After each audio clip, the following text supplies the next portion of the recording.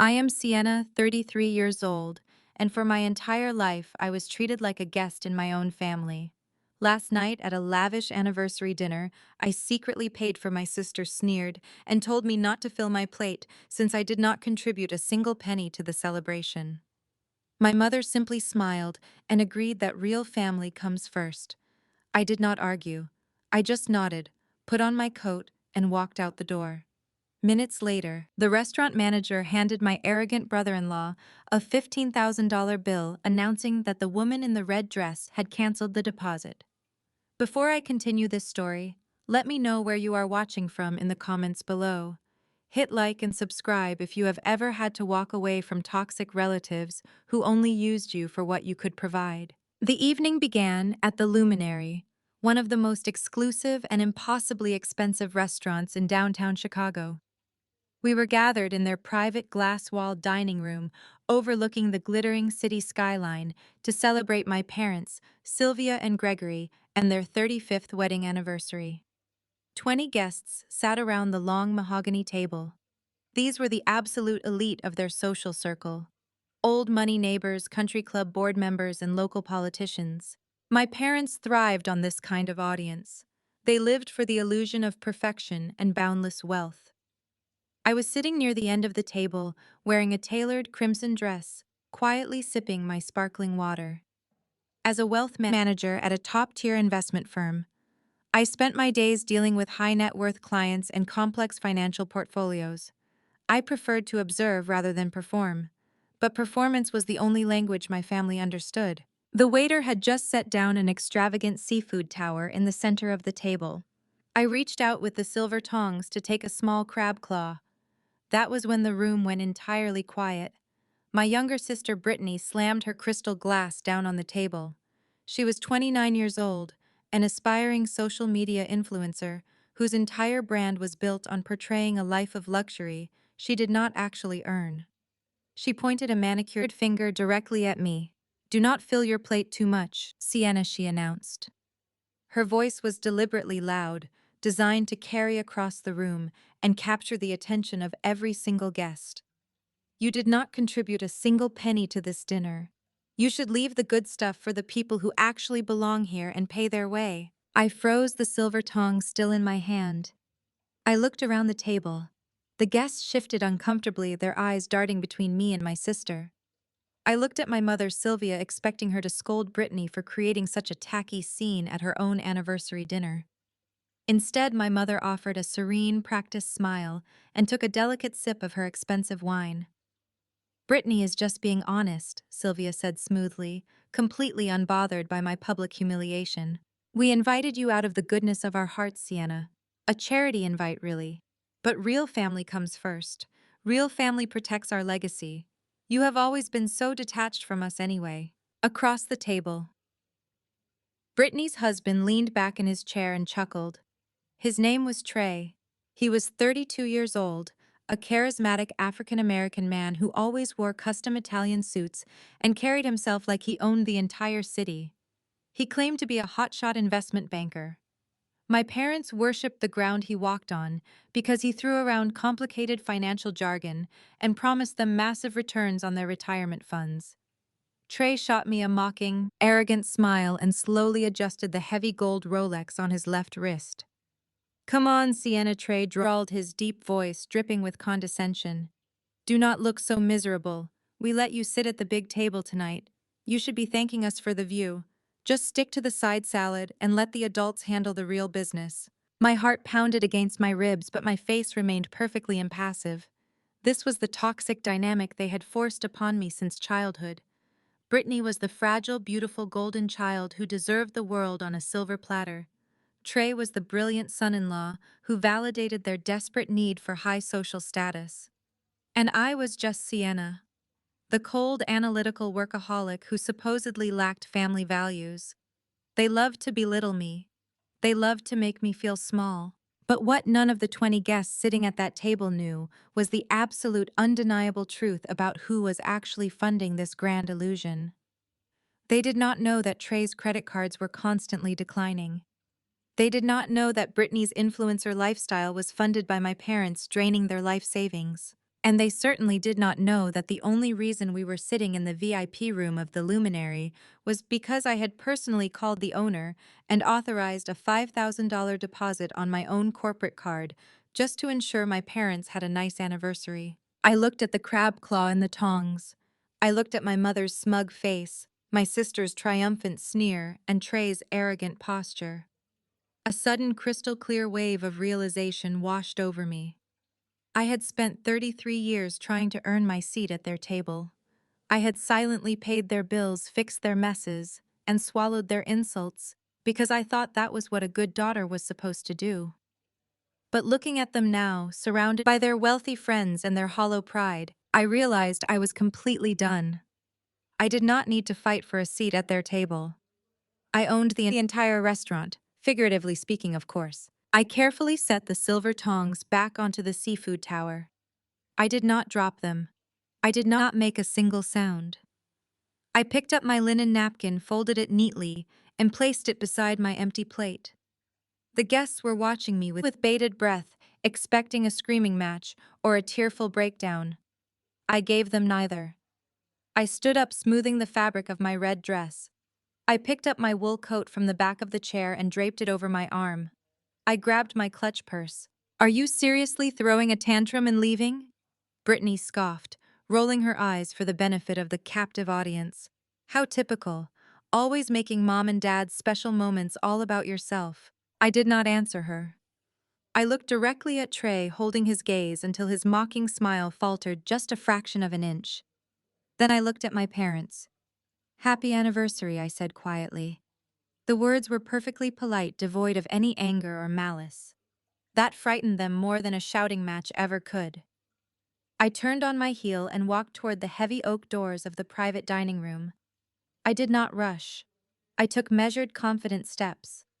The silence in the room was absolute, broken only by the rhythmic clicking of my heels against the polished hardwood floor. I stepped out into the bustling main restaurant, leaving my family and their toxic, fragile ecosystem behind me forever. As I walked past the host stand, I caught the eye of the general manager, a man I had known for years through my firm's corporate dinners. I stopped at his desk and pulled out my black credit card. "Cancel my $5,000 deposit for the private room," I instructed him evenly. "Revoke all payment authorizations under my name for that party. When the dinner concludes, bring the full unadjusted $15,000 bill directly to the man in the custom suit sitting next to my sister. Make sure you hand it to him in front of all their guests." The manager nodded, his expression turning serious as he processed the request. "Consider it done," he said. I walked out the glass doors of the Luminary and into the crisp Chicago night air. I felt lighter than I had in a decade.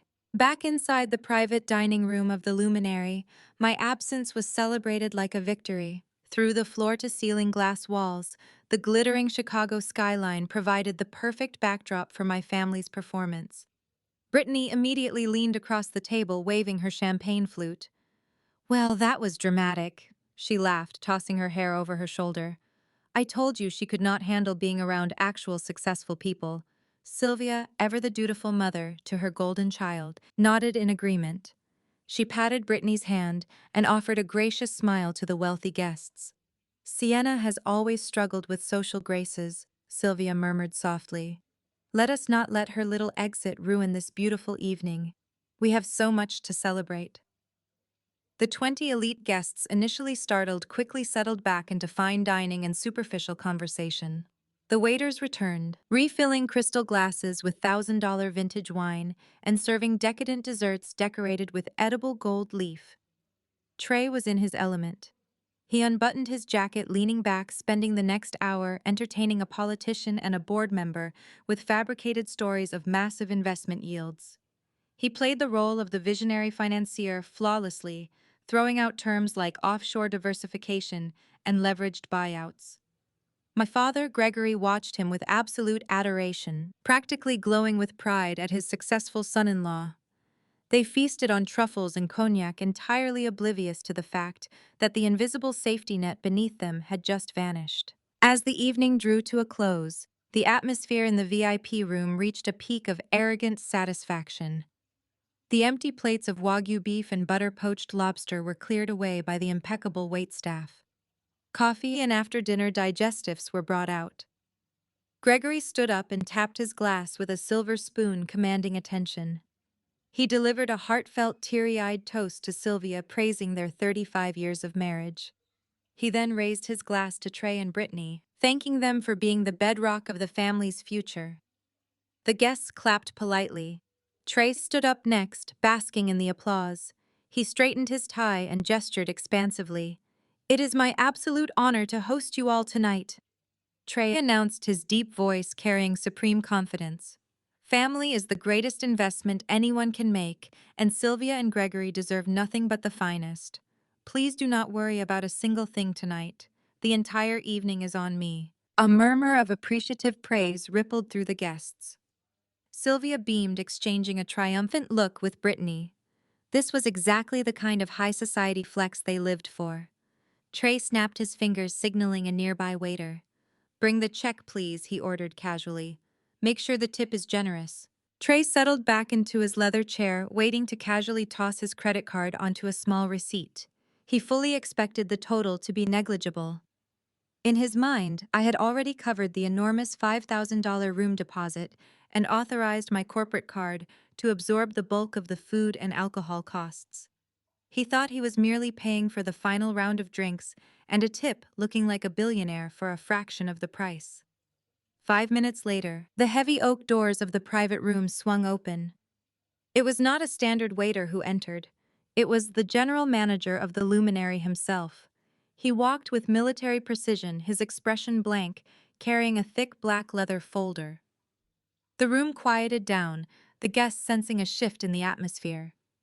The manager bypassed my father and walked directly to Trey.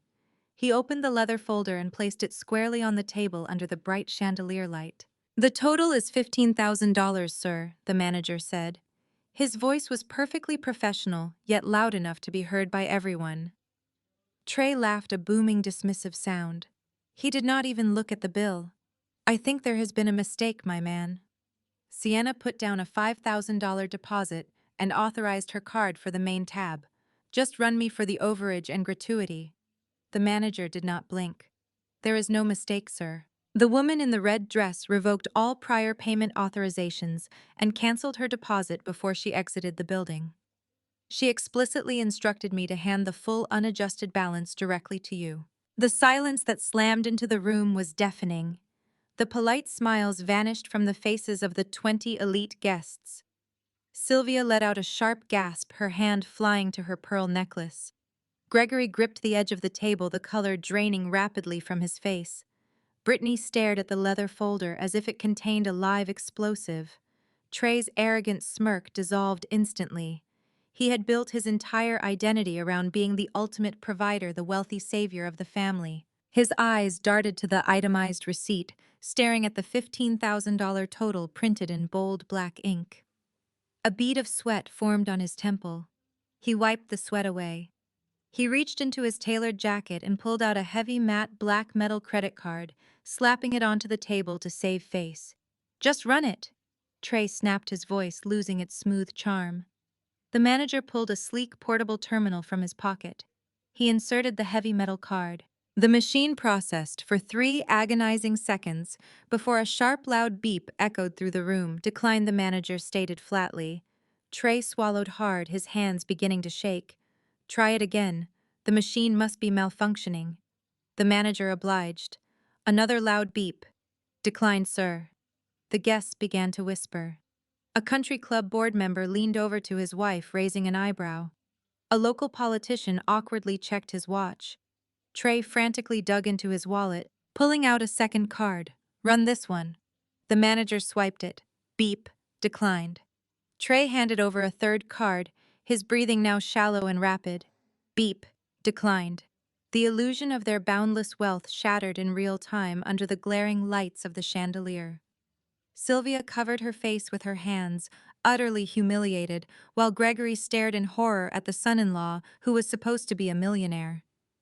The grand facade was over, and the nightmare was just beginning. While my family was suffocating under the crushing weight of a $15,000 bill, I was cruising down Lakeshore Drive in the serene quiet of my car. The heated leather steering wheel felt smooth under my hands, providing a comforting warmth against the chill of the Chicago night. The neon lights of downtown blurred past my windshield, casting a soft, rhythmic glow across the dark dashboard. For the first time in my entire adult life, my shoulders were completely relaxed. I had stepped off the stage of their endless, exhausting production. I was no longer the silent bankroller for a family that despised me. I was just a woman enjoying a beautiful Friday night drive through the city she conquered. The peace inside my car lasted exactly 12 minutes. Then my phone resting in the center console ignited, the screen flared bright white, vibrating violently against the cup holder. A relentless barrage of notifications flooded the lock screen, stacking up faster than I could read them. The fallout had officially begun. I did not answer. I kept my eyes focused on the road, letting the phone shake, rattle, and buzz, as the harsh reality of their situation translated into digital panic. When I finally pulled into the secured underground parking garage of my luxury high-rise building, the notifications had surpassed 100. I turned off the engine, picked up the phone, and swiped it open. The demands and insults were a predictable symphony of entitlement. My father was the first to attack. Gregory sent a rapid-fire string of text messages, his tone shifting wildly from authoritative commands to desperate pleading. He demanded I turn my car around immediately.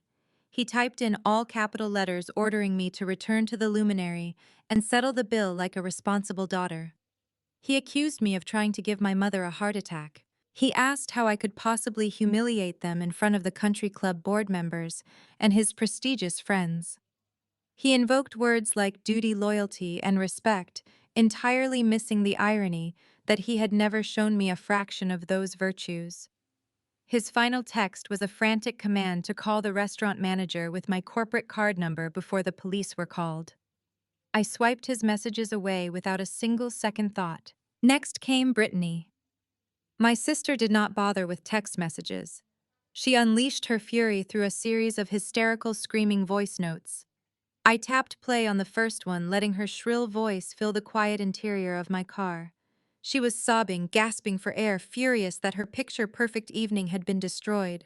She screamed that I was nothing but a bitter, jealous spinster trying to ruin her happiness because I could not find a successful man of my own. She yelled that I had intentionally humiliated Trey to make myself feel powerful. In her third voice note, the background noise painted a crisp, clear picture of the chaos I had left behind. I could hear the general manager calmly demanding a valid form of payment. I could hear my mother weeping in the corner. Brittany shrieked into the microphone, demanding I wire the funds immediately because the restaurant staff was refusing to let them leave the private dining room. She called me a monster. She called me selfish. She promised I would pay for ruining our parents' anniversary. I stopped the playback halfway through, utterly unfazed by her tantrum. But the true masterpiece of the evening came from Trey. His name flashed across the screen with a new voicemail notification. I tapped it, bringing the phone to my ear as I walked toward the private elevator that led to my penthouse. When Trey spoke, the charismatic, smooth-talking investment banker persona was entirely gone. His mask had slipped completely, revealing the desperate, cornered fraud underneath. Sienna, Trey hissed into the receiver, his voice trembling with a venomous, unhinged rage. "You think you are so clever walking out like that? You think you hold all the cards just because you manage rich people's money? Listen to me very carefully. You are going to open your banking app right now and wire $15,000 to my checking account. If you do not fix this mess by midnight, I am going to ruin you. I know people in the Chicago financial district. I sit on prominent boards. I have deep connections at rival firms. I will drag your name through the mud. I will tell everyone in the industry that you are unstable, unreliable, and thoroughly unprofessional. I will personally ensure your career goes up in flames. Wire the money right now, Sienna. Do not test me." The voicemail clicked off. I stepped into the elevator and swiped my key fob, pressing the glowing button for the top floor. I listened to his threat a second time, analyzing the breathless panic hiding beneath his aggressive words. A truly wealthy, powerful man would never threaten to ruin a career over a $15,000 restaurant tab. A real investment banker would have simply called his own wealth manager, transferred funds from an offshore account, and handled the bill with quiet, arrogant dignity. Trey's desperate extortion attempt was the absolute confirmation of everything I already suspected. He was completely broke, running on fumes and credit limits, entirely reliant on my family's blind faith and my silent financial backing. The elevator doors slid open, revealing my sprawling minimalist condo. Floor-to-ceiling windows offered an unobstructed panoramic view of Lake Michigan and the sparkling Chicago skyline. This was the luxurious life I built with my own two hands, ruthless ambition, and countless sleepless nights. I did not need their approval, and I certainly did not fear Trey's empty threats. I walked into my modern kitchen, dropping my keys onto the cool marble island. I opened the wine fridge and selected a vintage Cabernet, pouring a generous measure into a crystal glass. I took a slow, appreciative sip, letting the rich flavor settle on my tongue. My phone buzzed one last time, lighting up with yet another desperate pleading text from my father. I smiled, holding the device in my hand. I did not type a reply. I did not block their numbers. I simply pressed the power button, held it down, and watched the screen fade to absolute black. The device went dead, cutting off their panic, their threats, and their unreasonable demands completely. I finished my wine in the quiet comfort of my home, changed into silk pajamas, and slipped into bed. While my family spent the long night begging, borrowing, and fighting to escape a restaurant bill, I closed my eyes and slept more peacefully than I had in a decade. The morning sunlight poured through the floor-to-ceiling glass walls of my corner office at Vanguard Financial. It was 8:30 on a Monday. I was already 2 cups of espresso deep into the European market reports, enjoying the hum of high-level productivity that defined my firm. My assistant, a sharp young woman named Clara, had just placed a fresh stack of client portfolios on my desk. The day was unfolding exactly as it should, perfectly controlled, highly lucrative, and entirely peaceful. That peace shattered with the subtlety of a car crash. I heard the commotion before I saw it.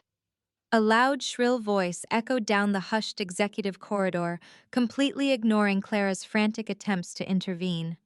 Through the transparent glass of my office, I watched my family march past the mahogany reception desk like an invading army. Sylvia, Gregory, and Brittany were storming through the polished halls, drawing the bewildered stares of senior partners and analysts. Brittany was wearing oversized designer sunglasses indoors, stomping her heels into the plush carpet as if she owned the building. My mother looked disheveled, her usual country club composure replaced by frantic manic energy. My father trailed behind them, his face dark with fury and entitlement. They did not knock. Gregory shoved my heavy glass door open so hard it rebounded violently against the stopper. Clara appeared in the doorway behind them, her eyes wide with panic, apologizing and asking if she should call someone. I raised a hand, signaling for her to step back, but to keep the door open. I did not stand up. I simply folded my hands over my keyboard and looked at the 3 people invading my professional sanctuary. Sylvia struck first. She collapsed into one of the Italian leather guest chairs across from my desk and immediately burst into tears. It was a theatrical sobbing display designed to elicit maximum guilt, a performance I had witnessed countless times throughout my childhood. "How could you do this to us, Sienna?" she wailed, clutching a tissue to her chest. "You abandoned us. You humiliated your own flesh and blood on purpose in front of everyone who matters. You tried to destroy our family legacy over a petty disagreement."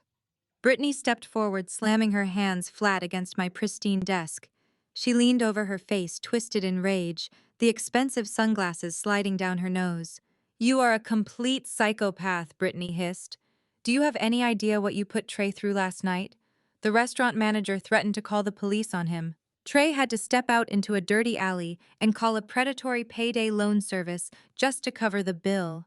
He had to take a $15,000 cash advance at an astronomical interest rate, so my husband would not be arrested in front of the mayor." Gregory moved to stand beside Brittany, his posture rigid with misplaced authority. He pointed a finger directly at my face, treating me like a disobedient teenager rather than an executive in her own firm. You are going to fix this right now, Sienna, he commanded.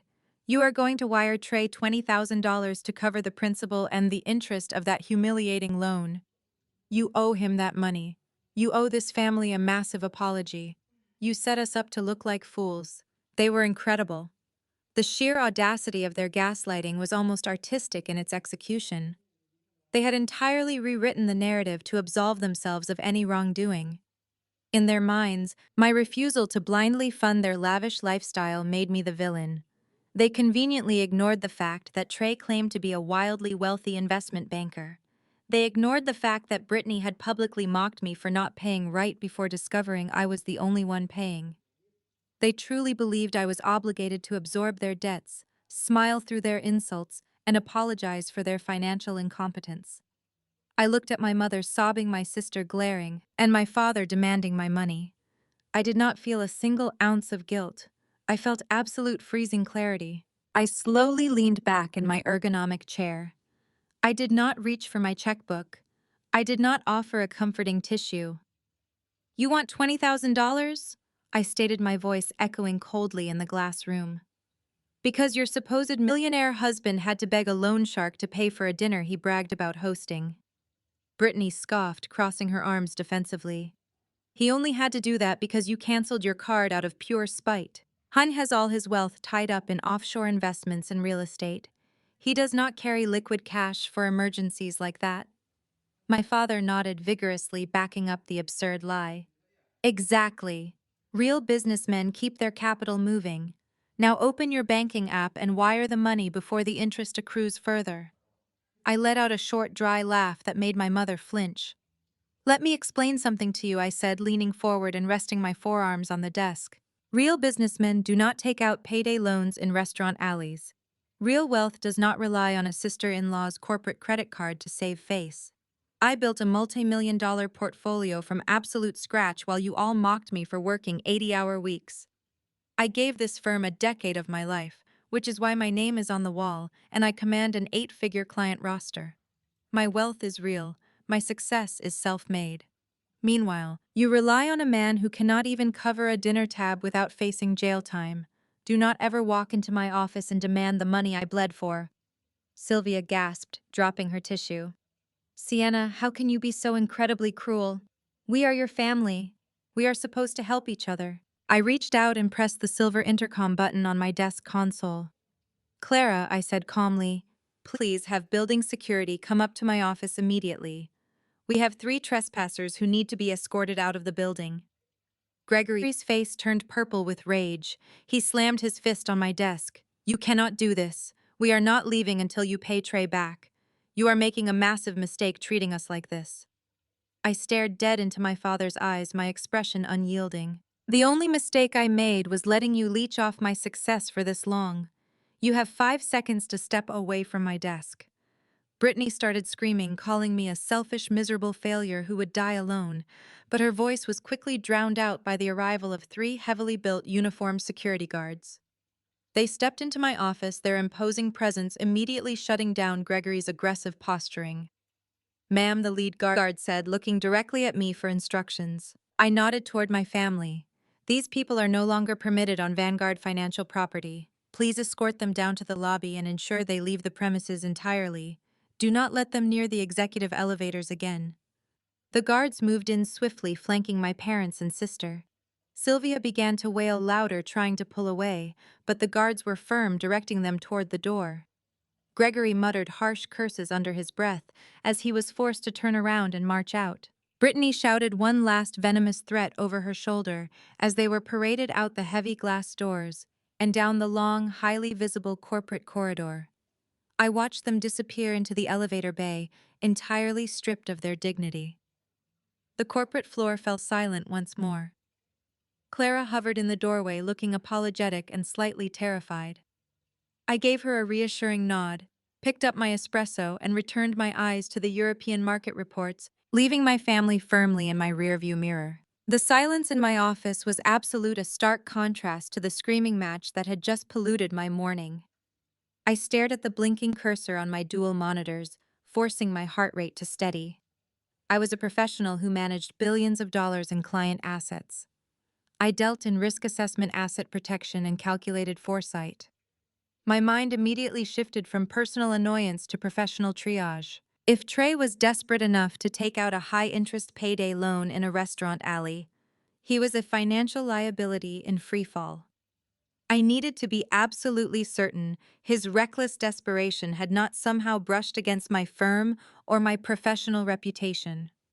I opened a secure encrypted browser window and bypassed the standard consumer credit bureaus, logging directly into the advanced financial monitoring software I used for my own personal portfolio. I expected to see what I always saw: a pristine, flawless credit score hovering near the absolute maximum, backed by a decade of aggressive savings, zero debt, and meticulously diversified investments. I typed in my master password, completed the dual-factor authentication, and hit enter. The dashboard loaded, and the breath completely left my lungs. My credit score was not flawless. It was a blood-red, glaring disaster. It had plummeted by over 200 points. My hands flew across the keyboard, my eyes scanning the alert banners flashing across the top of the screen. Critical warnings regarding high credit utilization, delinquent payments, and newly opened, highly leveraged accounts flooded my vision. I pulled the full, detailed forensic credit report, scrolling past my legitimate paid-off accounts into a nightmare landscape of unauthorized financial ruin.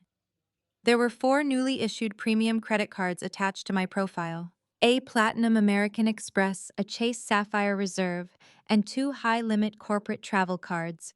All of them were entirely maxed out. I clicked into the transaction histories, watching thousands of dollars bleed out into luxury car leases, designer boutiques, and expensive steakhouses across Chicago. This was not a mistake. This was a systematic, deliberate draining of my financial identity. I had essentially attached a parasite to my pristine financial history, draining the lifeblood of my credit to fund his arrogant, high-rolling investment banker persona. He was walking around in custom Italian suits and flashing expensive watches that I was unknowingly financing. But the credit cards were just the surface scratches. The real devastation was waiting at the bottom of the report, buried under the heading of secured loans. My eyes locked onto a massive, newly originated mortgage, $2 million. I clicked the specific details of the loan, my blood running ice cold in my veins. It was a heavily leveraged variable rate mortgage for a sprawling estate in an exclusive gated suburb just outside the city. The property was listed as a primary residence. I checked the signatures on the digital deed attached to the public records file. There was Trey's sweeping, arrogant signature listed as the primary homeowner, and right beside it, designated as the financial co-signer who guaranteed the entire $2 million debt, was my name. My signature expertly forged. My highly guarded Social Security number stamped in black ink across the federal housing documents. I leaned back in my chair, staring at the ceiling of my office as the horrific reality of the situation washed over me. Brittany and Trey were currently living in a $2 million mansion that they had paraded all over social media for the past 6 months. Brittany had posted endless vlogs about her beautiful new dream home, bragging about her husband's incredible success in the financial sector. She had flaunted the marble countertops, the infinity pool, and the massive walk-in closets. I had ignored the posts, assuming Trey was simply blowing his own money on flashy, depreciating assets. I was wrong. They were living in a mansion that I technically owned, and more importantly, a mansion that I was legally and financially on the hook for. They had stolen my identity to purchase a life of luxury. They could not afford weaponizing my hard-earned stability to build their house of cards. But the most sickening part of the discovery was not Trey's audacity or Brittany's sheer entitlement. It was the mechanics of the crime. I was a wealth manager. I kept my personal information under military-grade security. I shredded my mail. I used encrypted servers. Trey could not have simply guessed my social security number, nor could he have easily bypassed the intense identity verification questions required to secure a $2 million mortgage. He needed an inside man. I needed someone who held my original unredacted documents. The realization hit me with the force of a physical blow. My parents, Sylvia and Gregory, were the only people on this earth who still possessed copies of my old college financial aid applications and my original birth documents from decades ago. They kept a heavy iron safe in their study, guarding old tax returns and family records like dragons hoarding gold. Trey could not have breached that safe without their explicit cooperation. My own mother and father had willingly unlocked that safe, pulled out my most sensitive restricted personal data, and handed it directly to a con artist. They had actively participated in my financial execution just to ensure their golden child, Brittany, could live in a suburban palace and keep up appearances at the country club. They had literally sold my identity to fund their favorite daughter's fake life. They justified this monumental theft in their own twisted minds, likely convincing themselves that since I had so much money, I would never notice the hit to my credit, or worse, that it was my familial duty to unknowingly sponsor Trey's fraudulent empire. They had sacrificed me without a second thought. I sat in the quiet of my office, the sunlight warming the glass walls around me, but inside I felt nothing but a dark, freezing void. The emotional betrayal I had felt at the restaurant the night before felt like child's play compared to this. This was not about a dinner bill or a snide comment about my red dress. This was grand larceny. This was a calculated multi-million-dollar federal crime committed by the people who shared my blood. I slowly reached out and closed the financial tab on my monitor. I did not cry. I did not scream. The time for familial arguments was completely over. Trey, Brittany, Sylvia, and Gregory thought they had outsmarted me. They thought they had chained me to their sinking ship, forcing me to act as their eternal, silent guarantor. They had no idea they had just handed a loaded gun to a woman who made a living dismantling financial empires. The game had fundamentally changed, and I was going to bury them all. I closed my laptop, grabbed my coat, and walked straight past Clara, without a single word. I took the private executive elevator down to the underground garage and got into my car. The drive to the wealthy northern suburbs took exactly 45 minutes. I used every single one of those minutes to let my icy shock harden into pure calculated strategy. I was stepping onto a battlefield, and I needed to view my family not as relatives, but as hostile corporate raiders. I pulled up to the towering wrought iron gates of the exclusive Oakwood Reserve community. The private security guard stepped out of his booth and asked for my name. I did not speak. I simply handed him my driver's license. He scanned it, looked down at his clipboard, and nodded respectfully. Since my stolen identity was stamped directly on the deed to the property he was guarding, the heavy metal gates swung wide open for me. I drove up the winding, meticulously manicured driveway of the estate. It was a sprawling, extravagant Mediterranean-style villa. Pristine white stucco walls gleamed in the afternoon sun, topped with imported terracotta roof tiles. An absurdly large tiered marble fountain dominated the circular driveway, shooting water high into the air. This ridiculous $2 million monument to my family's delusion was technically mine. The massive mahogany front doors were unlocked, a glaring testament to their careless arrogance. They truly believed they were untouchable in their stolen fortress. I pushed the doors open and walked into a grand foyer featuring twin sweeping staircases and a massive crystal chandelier. I could hear the faint pulsing rhythm of tropical house music and the clinking of glassware coming from the backyard. I followed the noise, my heels clicking sharply against the polished marble floors, and stepped out onto the expansive travertine patio. The scene before me was sickeningly serene. Sylvia was stretched out on a designer chaise lounge wearing a wide-brimmed sun hat and casually sipping a mimosa. Gregory was floating in the center of the crystal-clear infinity pool on a massive inflatable raft, a thick Cuban cigar clamped confidently between his teeth. Trey sat at the fully stocked outdoor kitchen bar, flipping through a luxury golf magazine in expensive designer swim trunks. Brittany was conveniently absent, likely out at a high-end boutique spending more of my fraudulently obtained credit. None of them noticed my arrival until I stopped at the edge of the patio. Trey looked up first. His smug, relaxed expression instantly dissolved into sheer panic. He dropped the glossy magazine onto the granite countertop. Gregory turned his head, nearly falling off his inflatable raft as he scrambled to stay upright in the water. Sylvia gasped and choked on her mimosa. "What are you doing here?" Trey demanded, his voice cracking as he instinctively took a step back. I did not yell. I did not throw a tantrum. I walked directly to the edge of the infinity pool, pulled the printed financial forensic report from my leather tote bag, and tossed it onto the wet stone patio. The thick stack of papers fanned out perfectly, exposing the highlighted credit card accounts, the forged signatures, and the federal housing documents. I am here to view my new house. I stated, my voice dangerously calm and utterly devoid of emotion. The one I apparently bought 6 months ago. The one you committed federal identity theft to secure. A heavy, suffocating silence fell over the sunlit pool. I watched their faces closely, waiting for the frantic apologies, the tears of guilt, or even a basic, panicked denial. I received absolutely none of it. Instead of shrinking in shame, my father swam to the edge, climbed out of the pool, and calmly grabbed a monogrammed towel. He looked down at the scattered documents, then looked me dead in the eye with a terrifyingly blank expression. "Do not be so dramatic," Sienna Gregory scoffed, wrapping the towel around his waist. "Nobody committed any federal crimes. We simply leveraged our available family resources." I stared at him, genuinely stunned by the sheer audacity of his defense. "You stole my social security number from a locked safe in your study, forged my legal signature, and took out a $2 million mortgage in my name. That is the literal legal definition of a felony." Sylvia set her crystal glass down on a side table and adjusted her oversized sunglasses.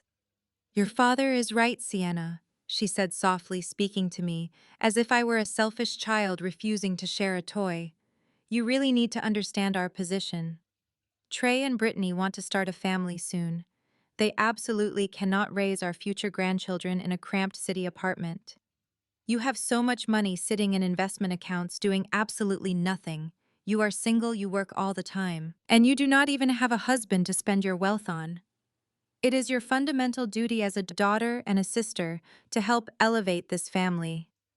We knew you would selfishly say no if we asked for the loan, so we made an executive decision for the greater good of the family name. Besides, Trey is a brilliant investor. He is going to pay the mortgage every single month. You will not even notice the debt is there." The sheer delusion was breathtaking. They had successfully convinced themselves that stealing millions of dollars was a noble act of familial love and duty. I turned my attention away from my delusional parents and focused entirely on Trey. He had fully recovered from his brief moment of initial shock. Seeing my parents blindly and aggressively defend him gave him a fresh burst of arrogant, unearned confidence. He walked around the outdoor bar, pouring himself a fresh drink from a bottle of expensive tequila I was undoubtedly paying for. "Let us be very realistic here," Sienna Trey sneered, taking a slow, dramatic sip of his drink. "You are a high-profile wealth manager at Vanguard Financial. Your entire career, your elite client list, and your professional licenses depend heavily on your pristine reputation and your flawless credit history. If you go to the police and attempt to claim fraud, this becomes a massive public legal battle." Trey stepped closer, pointing his glass at me with a triumphant smirk. "I will deny absolutely everything." He continued, his tone laced with venom. "I will tell the authorities you willingly co-signed the loan as a generous family gift, and then got jealous and vindictive after our argument at the restaurant. I have your parents as witnesses who will back up my story completely. We will tie this up in court for 5 long years. During that time, your credit profile will be completely frozen by the federal investigators. Your personal and professional accounts will be flagged for suspicious activity. Vanguard Financial will suspend you immediately the second they catch wind of a massive fraud investigation tied to your name. You will lose your wealthy clients. You will lose your corner office. You will lose every single thing you built. You are completely trapped, Sienna. So why don't you just get back in your car, drive back to the city, and keep paying the bills quietly, like a good sister? You have no other choice." I stared at Trey's smug face, watching the ice melt in his expensive tequila. He genuinely believed his little speech was a checkmate. He thought he was playing chess, completely unaware that I was about to flip the entire board and set the room on fire. I did not scream. I did not throw a tantrum. I did not even bother to pick up the printed forensic report scattered across the wet stone patio. I simply turned around and walked back through their stolen mansion. My mother called out to me, her voice dripping with fake concern, telling me to drive safely, but I ignored her entirely. I walked out the massive mahogany front doors, got into my car, and drove back to Chicago. Trey was entirely correct about one thing. A standard police report was completely out of the question. If I walked into a local precinct and claimed identity theft on a $2 million mortgage, the federal authorities would instantly freeze my entire credit profile. The compliance officers at Vanguard Financial would red flag my professional accounts. My assets would be tied up in bureaucratic litigation for years, while my parents lied under oath to protect their precious son-in-law. Going to the police would only alert them, giving Trey time to hide his tracks, destroy the digital evidence, and frame me. I did not want a slow public legal battle. I wanted a total, inescapable annihilation. To execute a surgical strike of that magnitude, I needed someone who operated in the shadows of the financial world. The very next morning, I bypassed my usual corporate legal team and made a highly confidential phone call from a burner phone. I hired Julian. Julian was a ruthless independent forensic accountant who used to dismantle organized crime syndicates and track dark money for the federal government. He was a ghost in the system, a brilliant financial predator who charged an astronomical hourly rate to track capital that powerful people desperately wanted hidden. I gave him full unrestricted access to my secure firm resources, wired a massive retainer to his untraceable account, and gave him a single clear directive. I told him to rip Trey's entire financial existence down to the studs and find the rotting foundation. While Julian began his digital excavation, my family carried on with their grand illusion. Over the next 3 weeks, I watched my sister accelerate her lavish lifestyle, documenting every single fraudulently funded second on social media for her thousands of followers. Brittany's online presence became an endless, nauseating parade of extreme excess. She posted daily high-definition video tours of the mansion, bragging about the custom Italian marble she imported for the master bathroom and the imported chandeliers hanging in the foyer. She filmed herself unboxing $10,000 designer handbags, aggressively tagging luxury fashion brands, and thanking her amazing, successful husband for constantly spoiling her. Sylvia and Gregory were heavily featured in her aesthetic posts, lounging by the infinity pool, drinking vintage champagne, and playing the role of wealthy aristocrats. They were laughing, partying, and living like royalty, entirely convinced they had successfully bullied me into financing their fake reality forever. They truly thought my silence meant I had submitted to their extortion. They had no idea. My silence was simply the sound of a guillotine being slowly raised into position. Every night long after my regular wealth management clients had gone to sleep and the corporate floors had emptied, Julian and I turned my corner office into a classified war room. We blacked out the glass walls, locked the doors, and projected Trey's financial data across the dual monitors. We started with his supposed investment banking firm, the entity he constantly bragged about at country club dinners. It took Julian exactly 4 hours to prove the entire firm was an absolute mirage. There were no sleek high-rise offices. There were no elite corporate employees. Trey's grand financial institution was nothing but a complex maze of empty shell companies registered to a vacant strip mall in Wyoming and a virtual post office box in Delaware. He was not a high-powered investment banker managing lucrative portfolios. He was a broker of illusions, illegally shuffling fake capital between empty corporate entities to create the appearance of massive revenue. But the fake companies were only the outermost layer of the rotten onion. As Julian dug deeper into the heavily encrypted transaction logs breaking through proxy servers and hidden offshore registries, the true scope of Trey's deception began to materialize. It was far more dangerous than simple family identity theft. We traced the initial cash deposit used to secure the $2 million mortgage. Trey had not just used my stolen credit to secure the loan. He had used a massive influx of untraceable liquid cash to pass the initial underwriting scrutiny. Julian's fingers flew across his mechanical keyboard, running complex routing algorithms to track exactly where that mysterious cash had originated. Late on a Thursday night, the first major clue finally broke through the encrypted firewall. Julian leaned back in his leather chair, running a hand over his face, his eyes locked onto a massive, newly generated spreadsheet of international wire transfers. "We found the ghost money," he said, his voice deadly serious in the quiet office. We started cross-referencing Trey's domestic shell companies with restricted offshore banking registries. The numbers did not match his legitimate, taxable income. They did not even match the money he was actively stealing from my heavily leveraged credit cards. Trey was routinely receiving massive six-figure wire transfers from anonymous corporate accounts located in the Cayman Islands and Cyprus. The money would sit in his Wyoming shell company for exactly 48 hours before being aggressively fragmented and wired out to a dozen different high-risk real estate holding firms across the United States. I stared at the glowing numbers on the high-resolution screen, the pieces of the puzzle snapping together with terrifying clarity. Trey was not just a broke con artist stealing from his sister-in-law to buy a nice house. The high-interest payday loan in the restaurant alley, the desperate threats he left on my voicemail, the frantic need to constantly project extreme wealth to anyone who would listen. It all made perfect sense now. I was drowning in something much bigger and much darker than personal debt. The offshore wire transfers, the fragmented routing the shell companies designed specifically to scrub the origin of the funds. I recognized the exact pattern immediately from my intense anti-fraud training at Vanguard Financial. Trey was actively running a massive, highly illegal money laundering operation. He was washing dirty capital for extremely dangerous people, using his fake investment firm as the cleansing mechanism. And by tricking my parents into forging my signature on those mortgage documents, he had just permanently attached my pristine, heavily regulated name to a federal financial crime syndicate. The glowing numbers on the screen painted a picture of absolute ruin.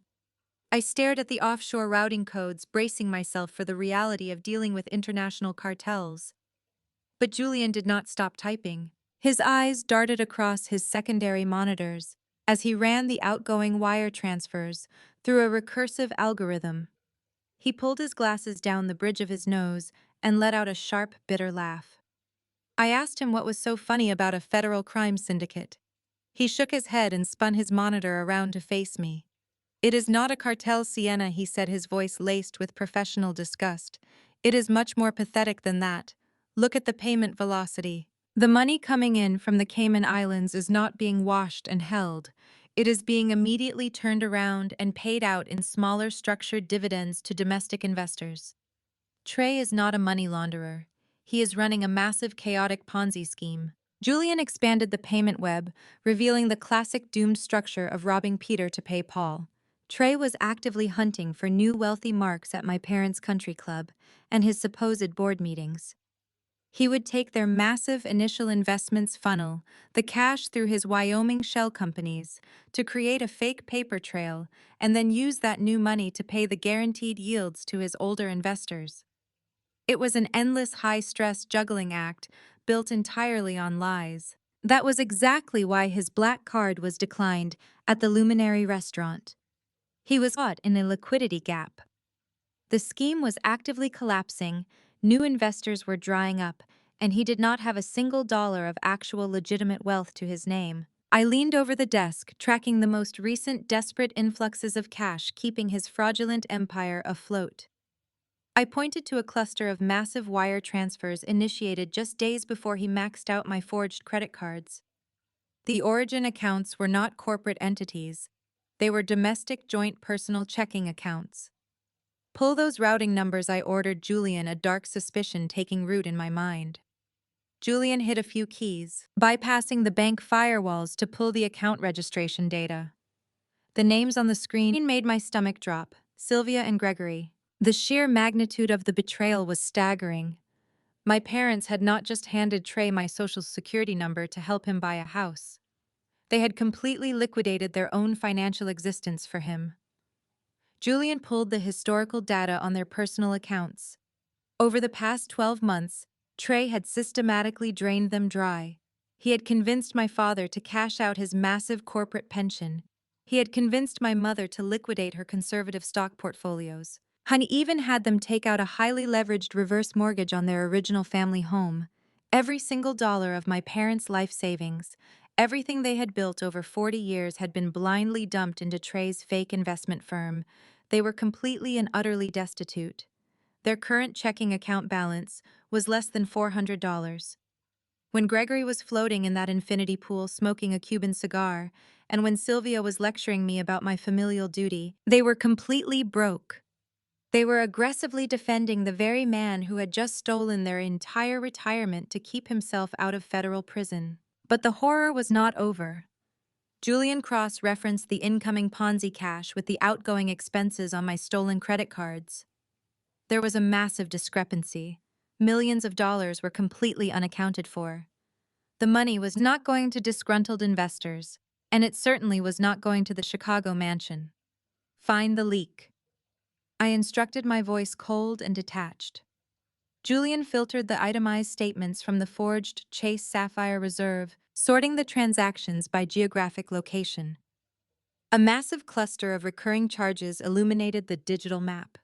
They were not in Chicago, they were in Atlanta, Georgia. We dug into the merchant data. The charges were staggering in their audacity.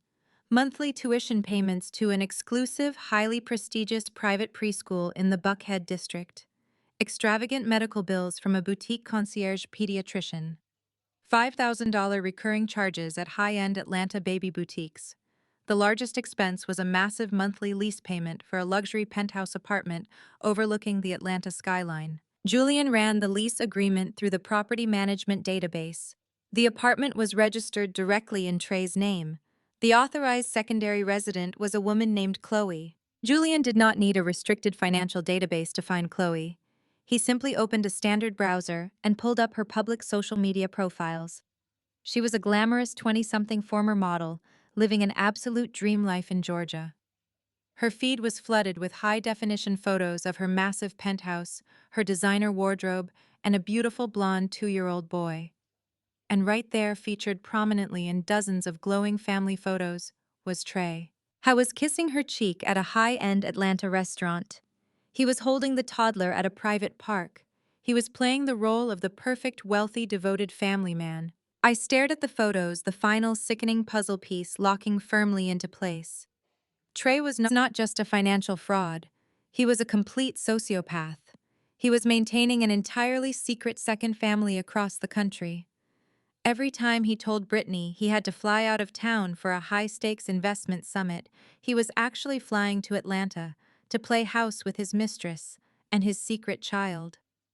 And the most twisted part of it all was the funding.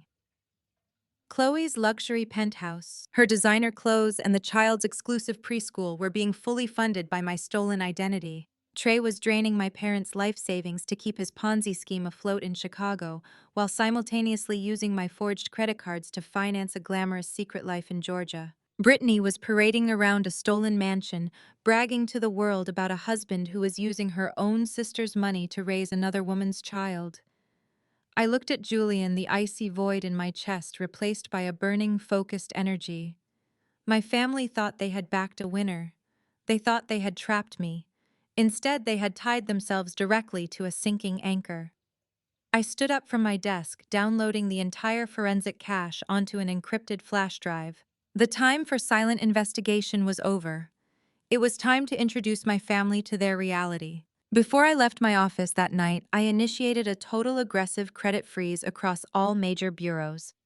I locked down every single legitimate and fraudulent account, revoked all authorized user privileges, and flagged the $2 million mortgage for immediate catastrophic fraud review.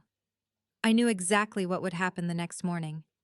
The second the sun rose and the high-end boutiques of Chicago opened their doors, Brittany's stolen platinum cards were going to decline instantly. She would be standing at a designer checkout counter, entirely humiliated, suddenly severed from the endless fountain of my stolen wealth. I wanted her to feel that exact panic.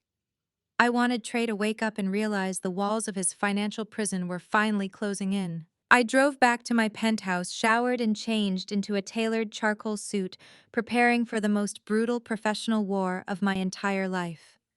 My plan was completely seamless. I was going to march into Vanguard Financial, bypass my morning strategy meetings, and hand the encrypted drive directly to our elite corporate legal team.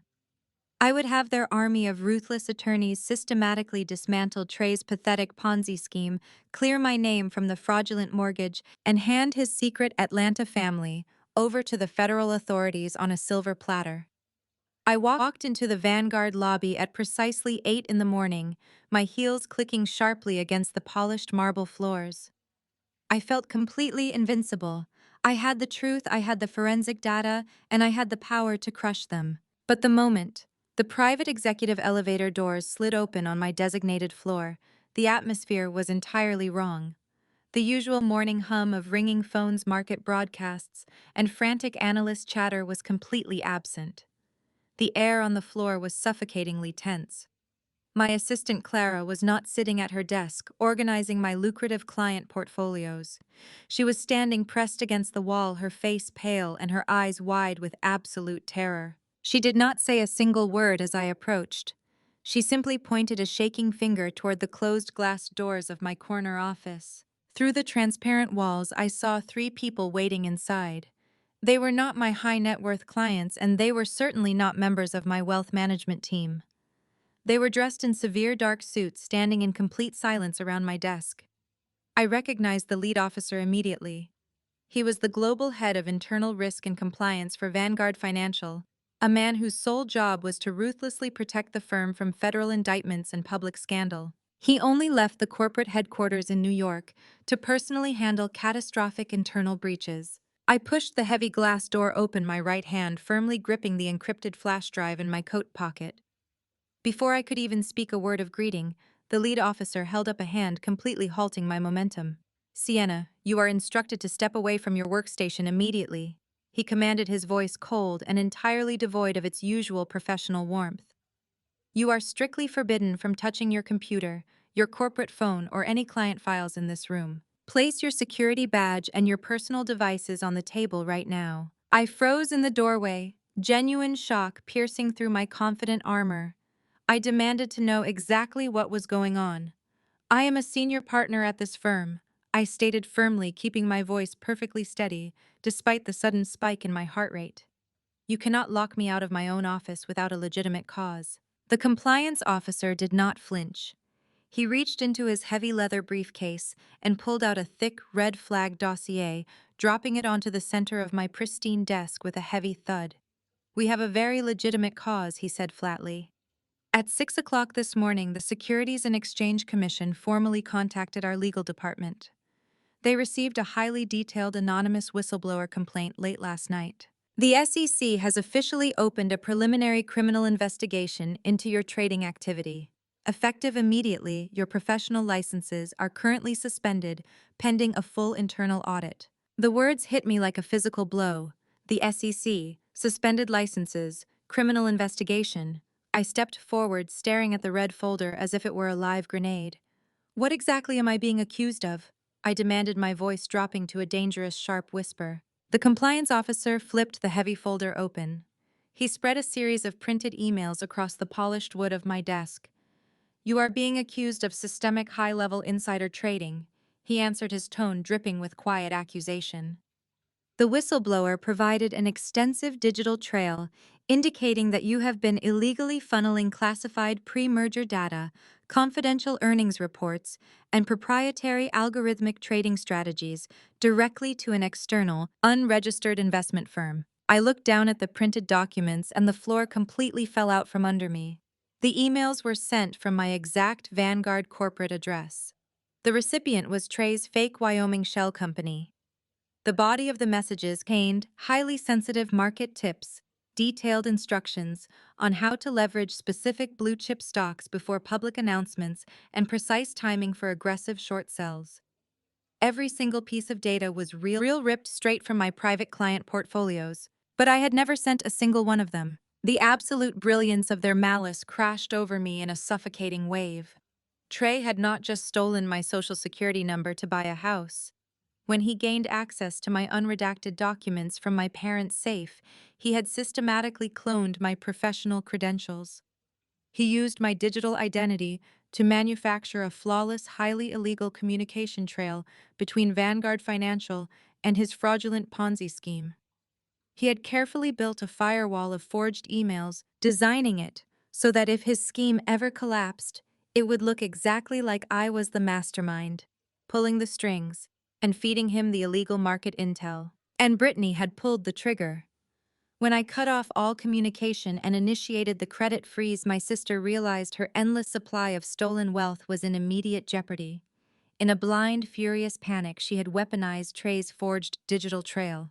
She filed the fabricated anonymous complaint with the SEC, actively attempting to burn my entire life to the ground just because I refused to be their silent victim anymore. They thought they had backed me into a corner at the mansion. Now they had trapped me in a federal snare. My flawless career, my 8-figure client roster, and my entire freedom were placed in immediate catastrophic jeopardy, all orchestrated by the family I was born into. I stared at the printed emails, the meticulously forged timestamps blurring together under the harsh fluorescent lights of my office. The compliance officer did not give me time to process the magnitude of the betrayal. He gestured sharply toward the center of the desk, demanding my absolute compliance. "Hand over your security badge, Sienna." He repeated his tone, leaving zero room for negotiation. "And your corporate phone. Your access to the Vanguard financial servers has already been revoked. Effective immediately, you are suspended without pay, pending the conclusion of the SEC investigation and our internal audit." I slowly reached up and unclipped the heavy silver badge from my lapel, the metal cold against my fingers. I placed it next to the red flag dossier right beside my encrypted corporate smartphone. I had spent 10 agonizing years bleeding for this firm. I had sacrificed relationships, skipped holidays, and worked through countless nights to earn my place in this exact room. Now, a fabricated digital trail orchestrated by a desperate con artist and a spiteful sister was stripping it all away in seconds. The compliance officer signaled to the 2 silent security guards standing in the hallway. They stepped into my office. The cruel irony of the situation was entirely inescapable. Just a few days ago, I had commanded these exact guards to escort my entitled screaming family out of this corporate sanctuary. Now the guards were here for me. "We need you to vacate the premises immediately," the officer stated, stepping back to let the guards flank me. "You are not permitted to speak with any clients or colleagues on your way out. If you attempt to access any firm data from a personal device, Vanguard will press immediate federal charges." I did not argue. I knew exactly how corporate compliance worked. Screaming my innocence would only make me look unstable and guilty. I picked up my coat and my leather tote bag, leaving the encrypted flash drive safely hidden deep in the lining. I walked out of my glass-walled office flanked by the heavy security detail. The entire executive floor had gone completely silent. Dozens of junior analysts and senior partners stood at their desks, watching in stunned disbelief as their top earner was publicly marched toward the elevator. Clara caught my eye as I walked past her desk. She looked absolutely heartbroken, her hand covering her mouth. I kept my head held high, my posture perfectly rigid, refusing to give anyone the satisfaction of seeing me break. I stepped into the elevator, the heavy steel doors sliding shut and severing me from the empire I helped build. When I returned to my penthouse, the massive space felt entirely different. It was no longer a luxurious sanctuary overlooking the city. It felt like a gilded cage. I dropped my bag on the kitchen island and pulled out my personal burner phone, the only device Vanguard could not confiscate. I needed to see exactly how fast my family was moving. I opened my social media applications and navigated directly to Brittany's public accounts. I did not have to search hard. She had posted a brand new TikTok video less than an hour ago, right around the time the SEC complaint triggered my suspension. I tapped the screen, the bright, obnoxious ring light reflecting in her perfectly applied makeup. Brittany was sitting in the massive master bathroom of her stolen $2 million mansion, wearing a silk robe that I was unknowingly financing. She leaned into the camera, a sickeningly smug smile stretched across her face. "Hey guys," she began using her fake, breathless influencer voice. "I just wanted to jump on here and share a little thought of the day. You know, sometimes you have to deal with incredibly toxic people in your life. Sometimes those people are even your own family members. They get a little bit of money, a little bit of power, and they think they are completely untouchable. They try to tear you down because they are miserable and alone. Brittany paused, taking a slow sip from a crystal glass of champagne. But the universe has a funny way of balancing things out, she continued, her eyes gleaming with malicious triumph.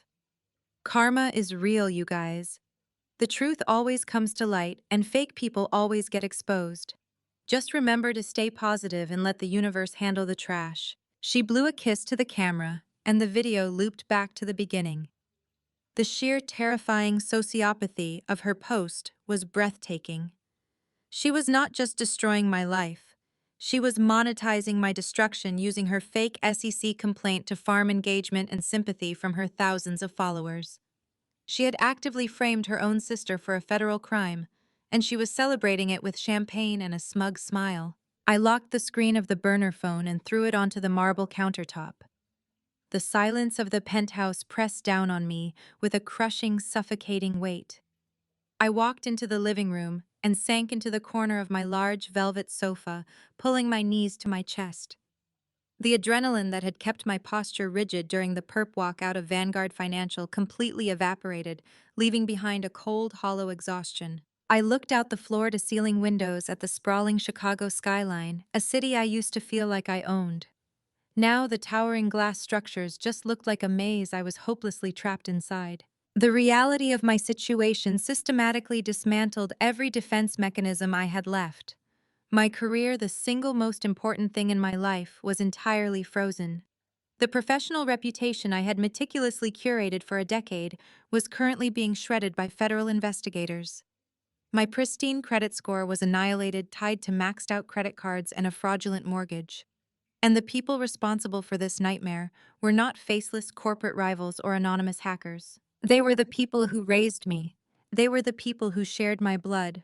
My father who justified stealing my identity. My mother who called me selfish while handing over my social security number. My sister who weaponized the federal government against me for cutting off her allowance.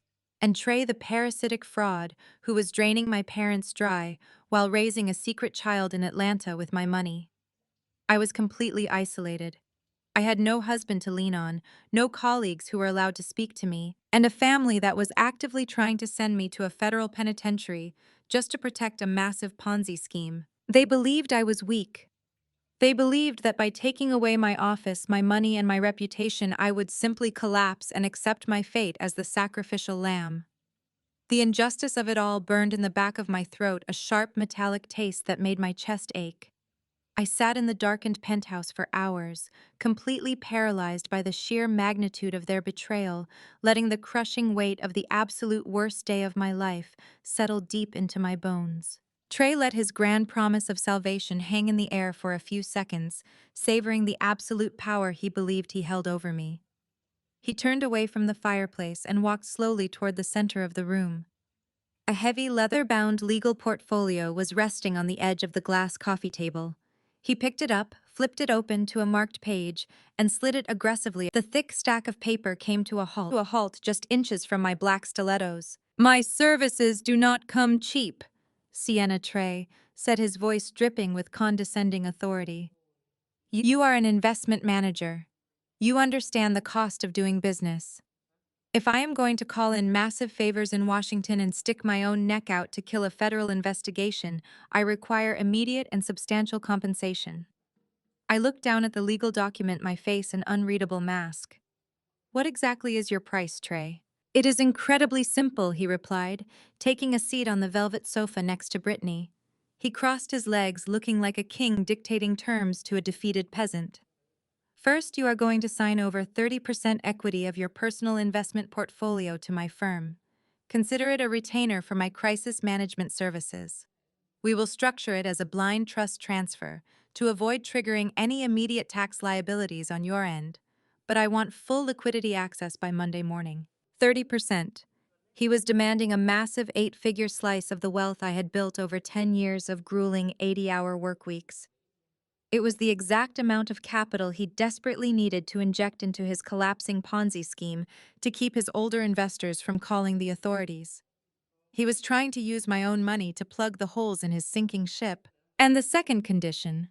Trey continued, his smile widening into a predatory grin. Since your name and social security number are already tied to this beautiful estate, we are going to simplify the paperwork. You are going to assume full sole legal and financial responsibility for the $2 million mortgage. My name comes off the deed and the loan entirely. You will own the debt, and Brittany and I will retain a lifetime rent-free tenancy agreement. You pay the monthly premiums, and we live in peace. The sheer audacity of the demand was almost hypnotic.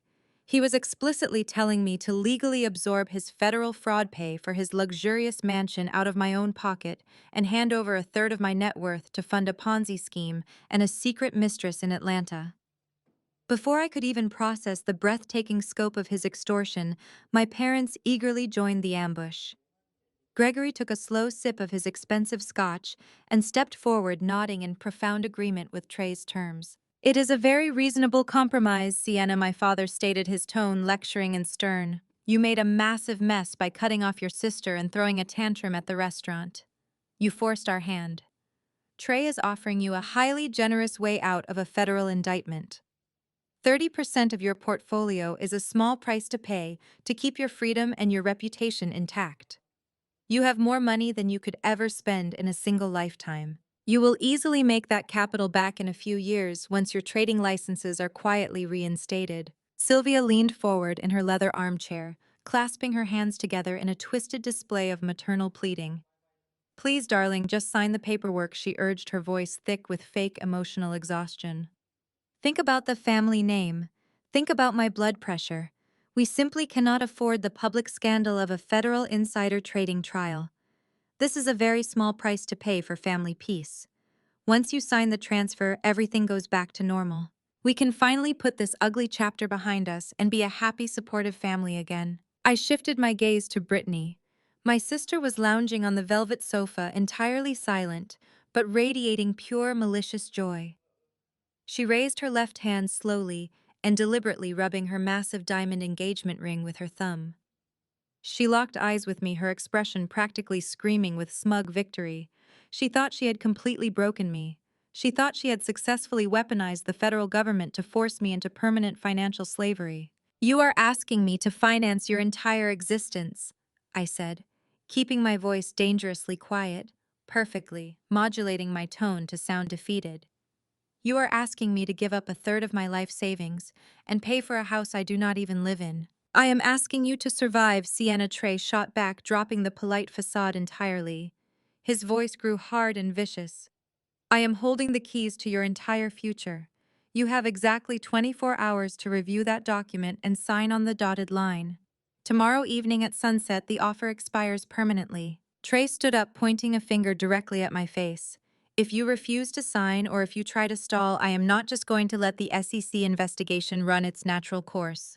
I will personally package all of those forged emails, the market tips and the timestamps, and I will leak them directly to the press. I have high-level contacts at the Wall Street Journal and Bloomberg.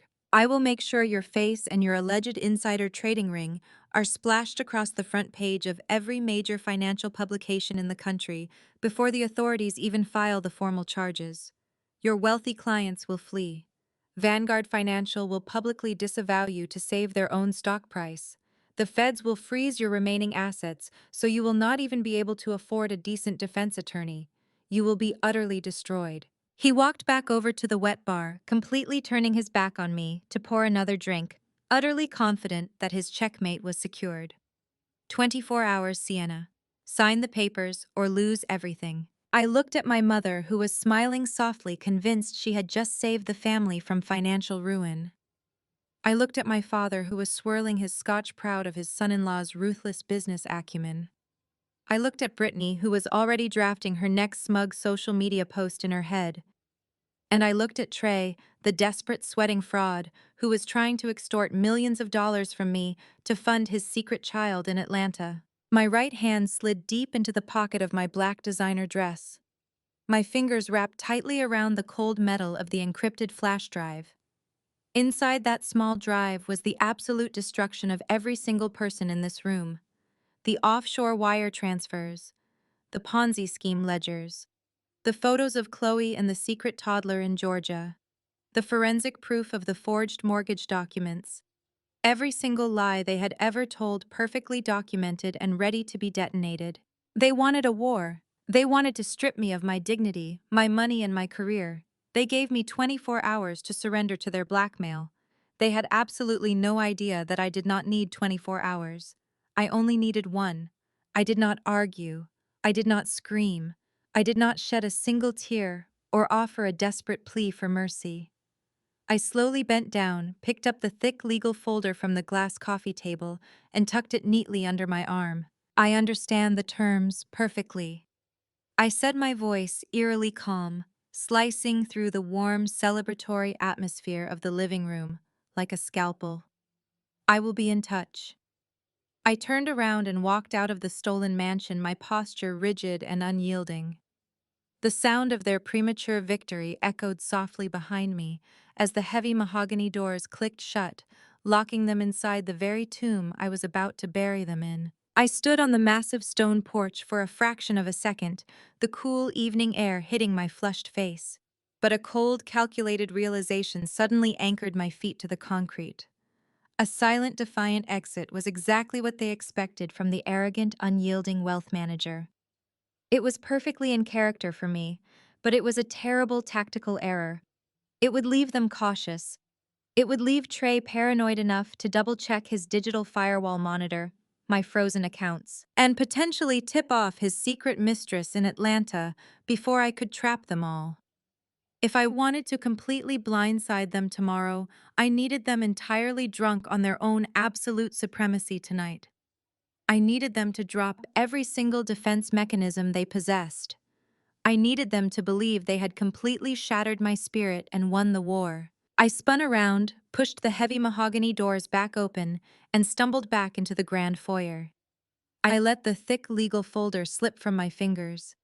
It hit the imported Italian marble with a loud, echoing slap that cut through the soft music playing in the house. The sharp sound immediately drew my family back out from the formal living room. Trey appeared first, holding his glass of sparkling water, his brow furrowed in momentary confusion.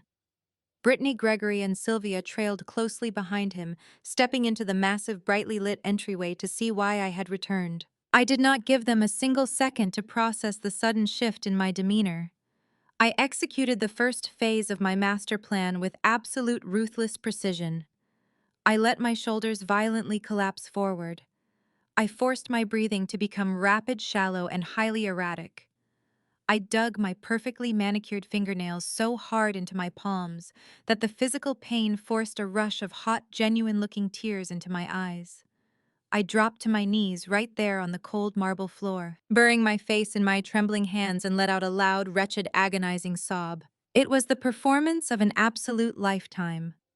I played the role of the broken, terrified daughter flawlessly. My entire body shook with manufactured panic.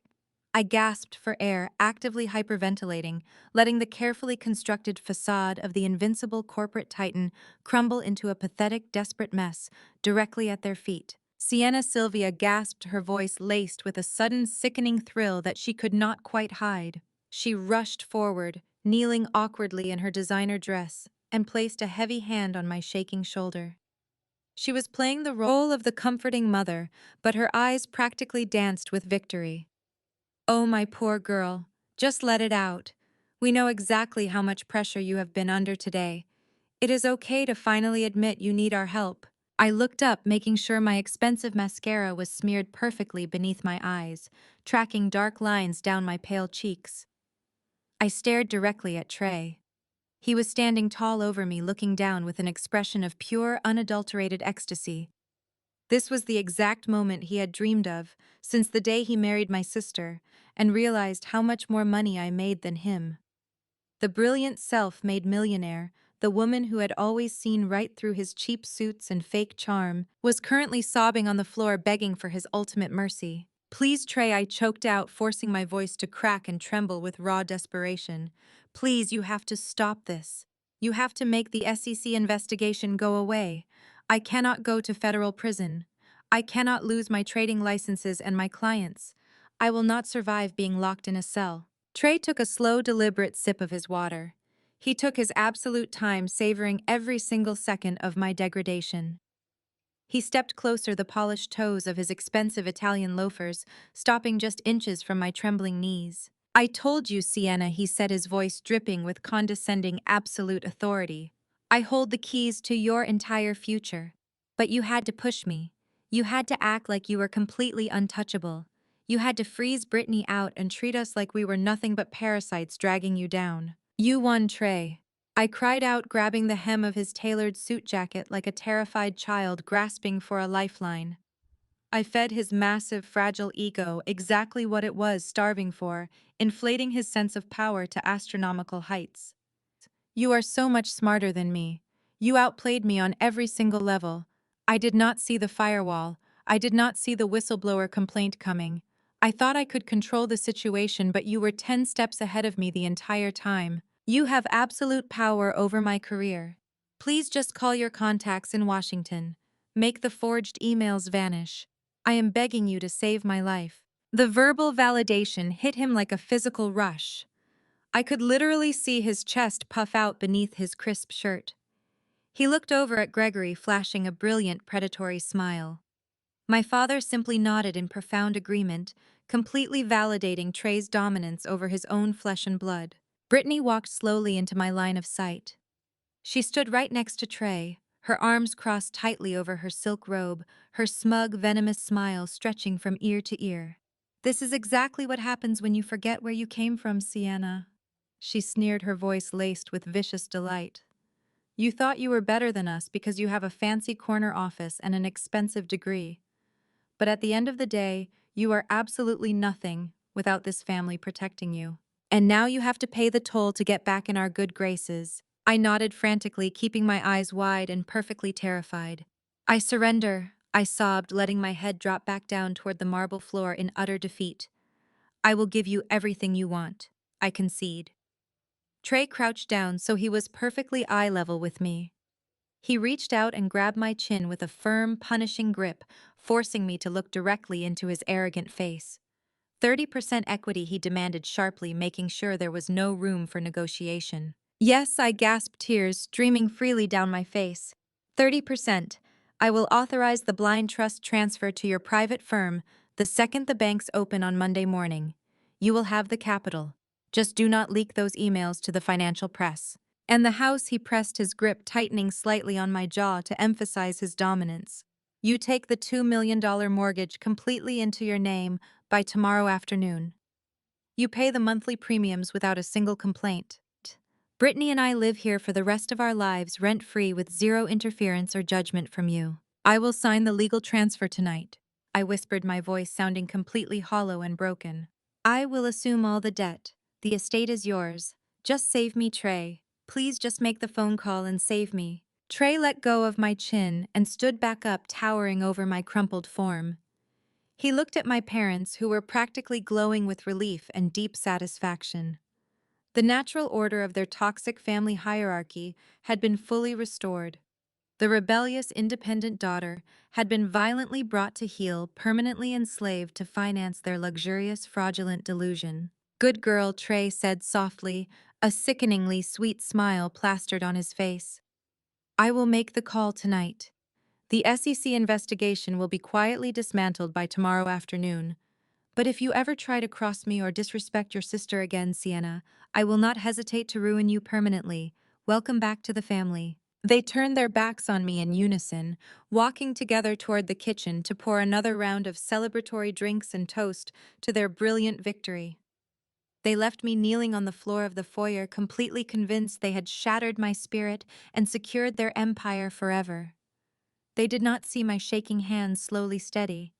They did not see the terrified, hyperventilating tears instantly dry up. And they did not see the cold, lethal smile that spread across my face as I picked the thick legal folder back up from the marble floor. They had completely swallowed the bait, and the countdown to their absolute destruction had officially begun. I slowly stood up from the cold marble floor, my knees aching slightly from the hard impact. I brushed the invisible dust off my black designer dress and took a deep, steadying breath. I wiped the smeared mascara from my cheeks with the back of my hand. erasing the final physical traces of the broken, terrified daughter they so desperately wanted to see. I smoothed my hair, tucked the heavy legal folder tightly under my arm, and walked deliberately toward the massive archway of the kitchen, following the sounds of clinking crystal and arrogant celebratory laughter. They were gathered around the sprawling marble kitchen island, completely intoxicated by their own perceived supremacy. Gregory was pouring a fresh round of vintage champagne. Trey and Brittany were leaning against the counter, whispering and smiling like they had just pulled off the financial heist of the century.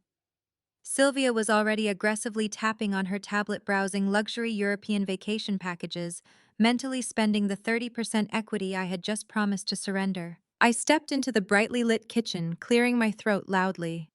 The celebratory laughter died instantly.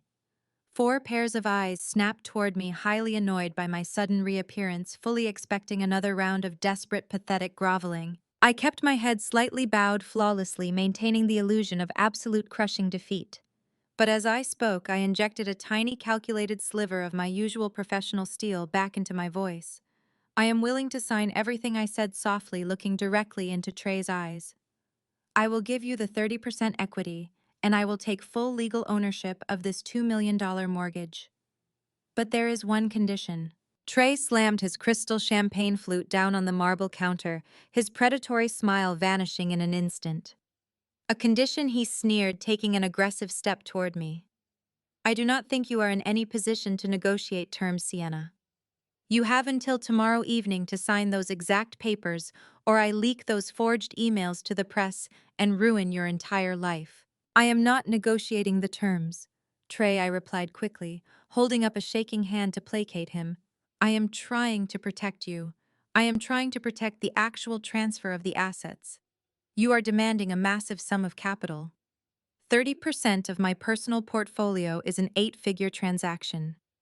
I am currently under an active high-level federal investigation by the Securities and Exchange Commission. Do you have any idea what will happen if I just quietly wire millions of dollars into your private firm while my accounts are being strictly monitored for insider trading? Trey paused, his brow furrowing slightly, as the harsh reality of federal banking regulations briefly pierced his arrogant delusion. The SEC will immediately flag the transaction as money laundering or unlawful asset concealment. I explained, leaning heavily into my role as the brilliant wealth manager who was now being forced to advise her conqueror. They will freeze the wire transfer before it ever hits your accounts. Worse, they will immediately issue a federal subpoena for your firm. They will dig straight into your corporate ledgers to see exactly why a disgraced, suspended broker is suddenly funneling you 8 figures overnight. They will drag you directly into the center of my federal indictment. The color drained slightly from Trey's face. He knew his fraudulent Ponzi scheme could not survive a simple routine audit, let alone a targeted, aggressive SEC subpoena. If the feds looked at his books, his entire fake empire would collapse in hours. His eyes darted nervously toward Gregory, who suddenly looked very concerned about his expensive scotch. So how do we secure the capital? Trey demanded, his voice completely losing its mocking edge, replaced by a sharp, desperate greed. We legitimize the transfer, I stated plainly, stepping fully into the center of the kitchen. We do not hide the money. We structure it legally and publicly. Tomorrow morning at exactly 10 o'clock, we will meet at the offices of my corporate legal team in downtown Chicago. We will execute the asset transfer and the mortgage assumption in the primary boardroom, right in front of my senior attorneys and a licensed bonded notary. I watched the deep suspicion flare in Brittany's eyes. Why do we need to go to your fancy lawyers? She snapped, crossing her arms defensively over her silk robe. You can just sign the papers right here on the kitchen counter. Because, Brittany, if my elite corporate attorneys draft the transfer, it carries the absolute vanguard financial seal of approval, I countered, keeping my voice patient and entirely defeated. I am going to have them structure the 30% equity not as a blind trust, but as a strategic partnership buyout. I am going to legally name Trey's Wyoming firm as an official consulting partner to my external investment portfolio. I turned my attention entirely back to Trey, dangling the ultimate irresistible bait right in front of his massive, fragile ego. If we do it this way, The SEC will not view it as asset hiding. They will view it as a highly documented, fully taxed, legitimate corporate merger. The red flags disappear entirely. And more importantly, Trey, you will not just be taking my money in the dark. You will walk out of that boardroom as a legally recognized partner of a top-tier wealth management firm. You will have ironclad institutional prestige. I watched the bait sink deep into his psychological flesh. I knew exactly what drove this parasitic man. It was not just the stolen money. It was the desperate clawing need to be viewed as a legitimate titan of industry. He wanted to shed the terrifying reality of his cheap scams and be recognized as an elite, powerful player on Wall Street. The promise of official corporate partnership drafted by elite downtown lawyers completely short-circuited his critical thinking. He pictured the expensive glass-walled boardroom. He pictured his fake company name on official gold-embossed legal documents. He pictured the ultimate intoxicating victory of forcing the brilliant Sienna to publicly crown him as her corporate equal. "It is brilliant," Gregory chimed in, clapping Trey firmly on the shoulder. "It completely protects the family assets from the federal regulators, and it permanently elevates your firm, Trey. It is exactly the kind of high-level aggressive maneuvering we need right now." Sylvia nodded enthusiastically, completely oblivious to the rigid legal realities of corporate law. "It sounds perfectly safe, darling," she cooed, "and it will be so nice to finally have this ugly business settled legally and properly." Brittany uncrossed her arms, a greedy, vicious smirk returning to her lips. She absolutely loved the idea of parading into my massive, highly secure law firm and watching me sign my financial life away in front of a team of elite attorneys. 10 o'clock tomorrow morning, she agreed, her eyes gleaming with malice. "Do not be late, Sienna. We have a very busy schedule of spending your money." Trey looked back up at me, his chest puffed out with total absolute arrogance. He genuinely believed he had broken me so completely that I was now actively using my financial genius to protect his stolen wealth. "You play smart, Sienna," he said, smoothly raising his champagne flute toward me in a mocking, triumphant toast. 10 o'clock. We will be there. Have the partnership documents drafted and ready for my signature." "I will have everything prepared exactly as you deserve," I replied, keeping my expression perfectly subdued. I turned away from the kitchen and walked out of the stolen mansion, the sound of popping corks and vicious laughter following me out into the cool night air. They were so blinded by their own greed, so deeply intoxicated by their temporary power, that they had absolutely no idea what they had just agreed to. They thought they were walking into a corporate boardroom to collect their massive ransom and their legitimate crown. They did not realize they had just eagerly accepted a formal, binding invitation to their own professional and legal execution. The next morning arrived with a blinding, crisp sunlight reflecting off the steel and glass of the Chicago skyline. It was Friday, exactly 10 o'clock in the morning, and the trap was perfectly set. I sat perfectly still at the head of the massive mahogany table in the primary boardroom of Sterling and Vance, the most ruthless corporate litigation firm in the Midwest. The walls of the boardroom were entirely made of soundproof glass, offering a dizzying, panoramic view of the financial district 50 stories below. The room was cold, immaculate, and designed to intimidate. Down in the lobby, my family was putting on a spectacle. My lead counsel, a terrifyingly sharp senior partner named Arthur, had assigned a junior paralegal to escort them up through the private security elevators. When the heavy frosted glass doors of the boardroom finally slid open, the sheer volume of their arrogance instantly shattered the pristine silence of the legal floor. They did not walk into the room like people who had just blackmailed their own flesh and blood. They paraded in like conquering royalty arriving at a coronation. Trey led the charge, wearing a brand new, excessively tailored navy suit that screamed new money. He strutted across the expensive carpets, his chest puffed out, surveying the elite legal architecture with a greedy, possessive hunger. Behind him, Brittany was already holding her phone high in the air, actively vlogging the experience for her followers. She was wearing a massive pair of designer sunglasses indoors and a silk trench coat I had definitely paid for. Gregory and Sylvia brought up the rear, completely decked out in flashy logo, heavy outfits that looked entirely ridiculous against the stark, understated wealth of the law firm. "Look at this view, you guys!" Brittany cooed into her phone camera, panning the lens across the floor to ceiling windows, and making sure to capture the expensive legal volumes lining the shelves. We are just doing some really boring corporate restructuring this morning, partnering up with some major financial players to expand the family portfolio. You know how it is.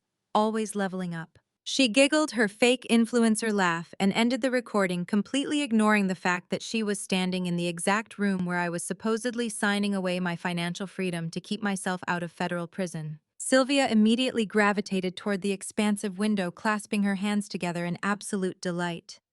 "Gregory, look at the natural light in here," she practically shouted, completely ignoring the solemn atmosphere of the legal office.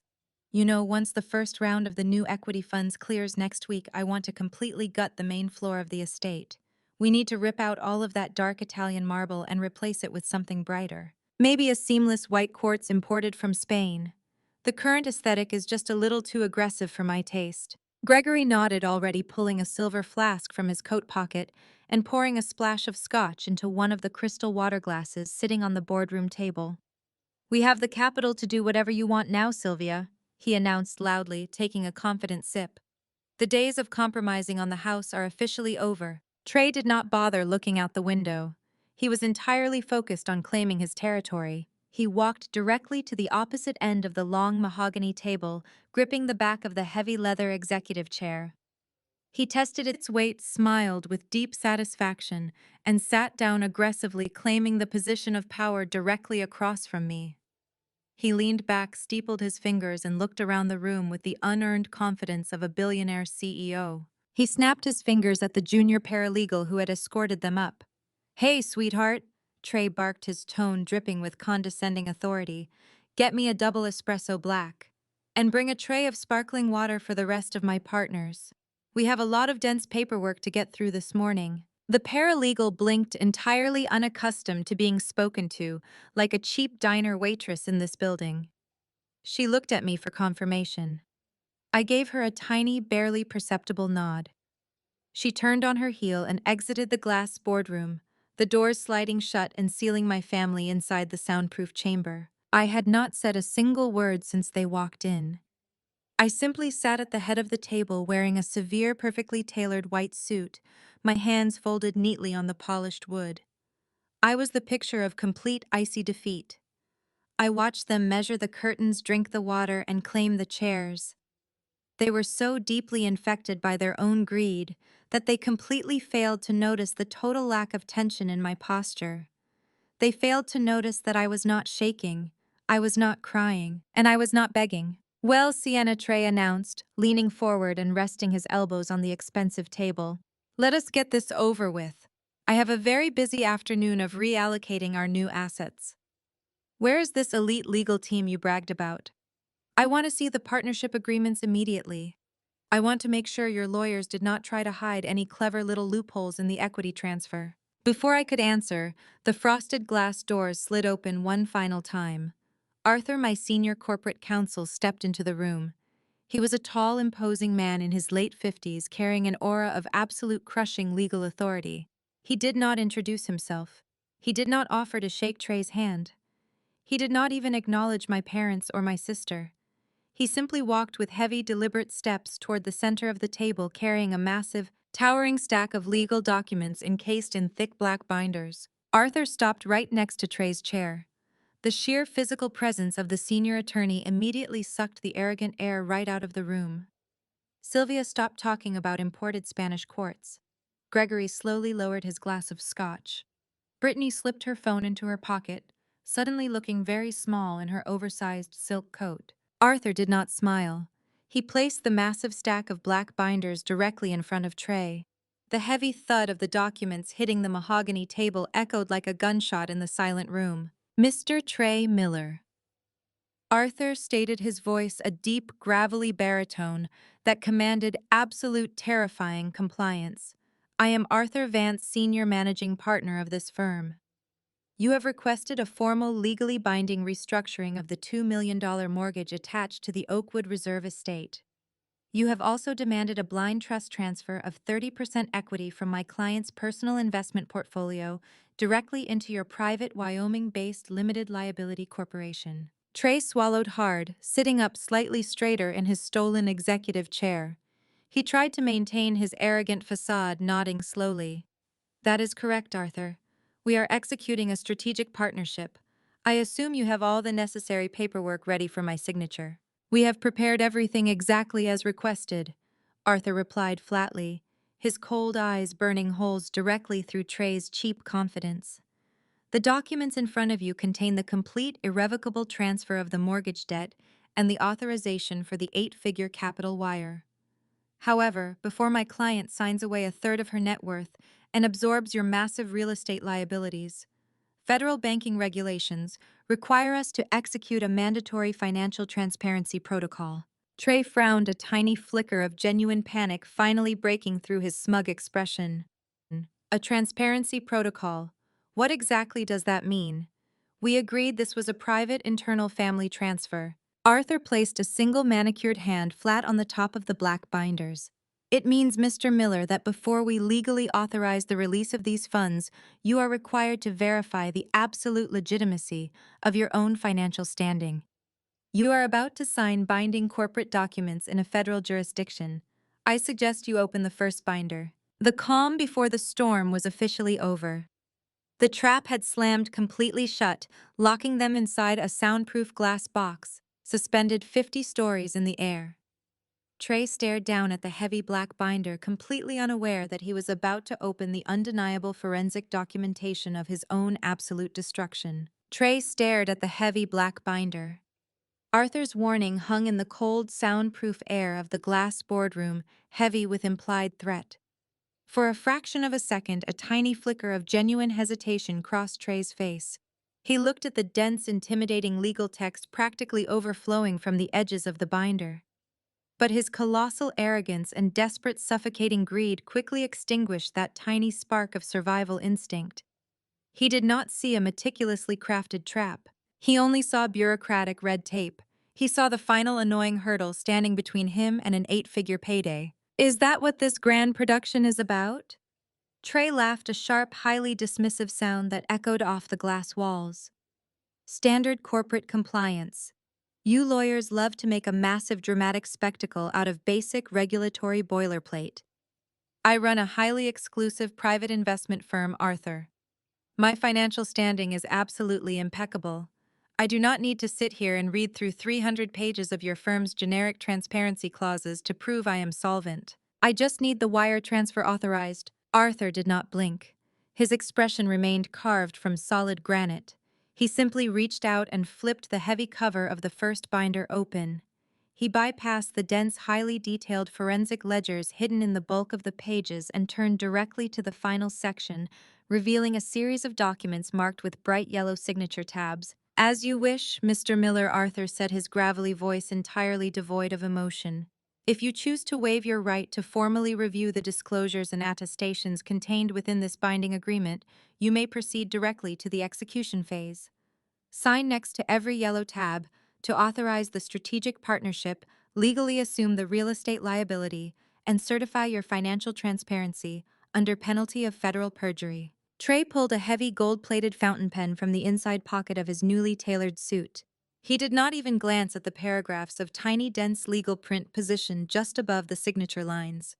He did not read the specific clauses that explicitly tied his signature to the comprehensive forensic audit of his Wyoming shell company.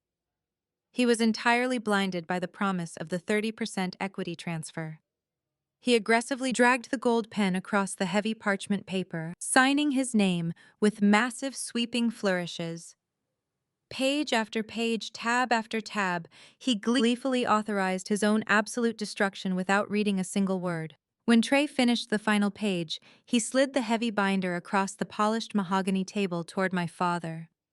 Your turn, Gregory, Trey commanded, leaning back in his executive chair with a look of supreme, untouchable triumph. The legal team needs you and Sylvia to co-sign as official witnesses and secondary beneficiaries to the estate transfer. We want to make sure the family assets are completely locked down and protected from Sienna's federal problems. Gregory eagerly stepped forward. He set his crystal glass of water down on the table and pulled his reading glasses from his breast pocket. Unlike Trey, my father always prided himself on being a meticulous, careful businessman. He adjusted his glasses and leaned over the document, pretending to scan the complex legal jargon. But he was just as deeply intoxicated by the victory as his son-in-law. I saw the words estate transfer and lifetime beneficiary, and his critical thinking completely evaporated into thin air. "This looks perfectly standard," Gregory announced loudly, playing the role of the wise, overseeing patriarch. "Just standard indemnification and asset routing. Excellent work drafting this so quickly, Arthur." Gregory signed his name with a quick, practiced scrawl. He immediately handed the expensive gold pen to Sylvia. My mother did not even bother pretending to read the fine print. She was entirely too busy mentally selecting the new imported Spanish quartz for her kitchen remodel. She giggled softly, leaning over the mahogany table and signing her name in loopy, elegant cursive directly beneath my father's signature. Without a second thought, my parents were happily, legally binding themselves to a massive coordinated federal fraud. "We just need one final signature to execute the transfer," Arthur stated, his cold, calculating eyes shifting directly to my sister, Mrs. Miller. "As a current resident of the Oakwood Reserve Estate and the legal spouse of the primary partner's state law requires you to sign the spousal acknowledgement and the lifetime tenancy agreement."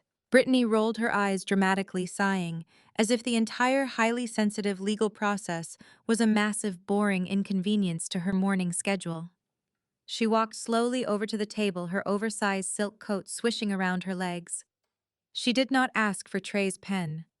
She reached into her designer purse and pulled out a pink, glittery stylus pen. Before she even bent down to sign, she held her phone up high, framing herself perfectly against the panoramic view of the Chicago skyline, with the heavy legal binder visible in the foreground. "Securing the bag, you guys," Brittany whispered into the camera, winking playfully for her followers. She snapped the photo, slipped the phone back into her pocket, and quickly scrawled her name next to the final yellow tab. "There you go," she said, tossing the pink pen onto the pristine legal documents. "The mansion is legally ours, and Sienna's money is finally where it belongs. Are we done here? I have a very important brunch reservation in exactly 40 minutes, and I do not want to be late." Arthur calmly gathered the heavily signed documents. He signaled to the quiet, unassuming woman sitting in the far corner of the boardroom. She was a senior bonded notary for the state of Illinois. She stood up, approached the table, and meticulously reviewed every single signature to ensure it matched the provided identification. She pulled a heavy metal stamp from her leather briefcase. The loud, sharp thwack of the notary stamp, hitting the heavy paper, echoed through the silent glass room like a gavel dropping. She stamped Trey's signature. Thwack. She stamped Gregory and Sylvia's signatures. Thwack. She stamped Brittany's final page. Thwack. The transfer of liability is now fully executed and legally binding. Arthur announced, closing the thick black binders with a sense of terrifying finality. The point of no return had officially been crossed. The trap was no longer just set. It was permanently locked, sealed by a state notary, and officially recorded on the internal servers of one of the most powerful corporate law firms in the country. Trey was now solely legally responsible for the $2 million fraudulent mortgage. By signing the transparency protocol, without reading the preceding pages, he had just formally attested under penalty of federal perjury that the forensic audit of his Ponzi scheme was entirely accurate. Gregory and Sylvia were legally documented accomplices. Brittany was assigned active beneficiary of the fraud. Trey threw his hands up in the air, a massive, arrogant grin splitting his face. Finally, he cheered, slapping his hands down hard on the mahogany table. He looked at the junior paralegal standing nervously by the door. "Sweetheart, forget the espresso.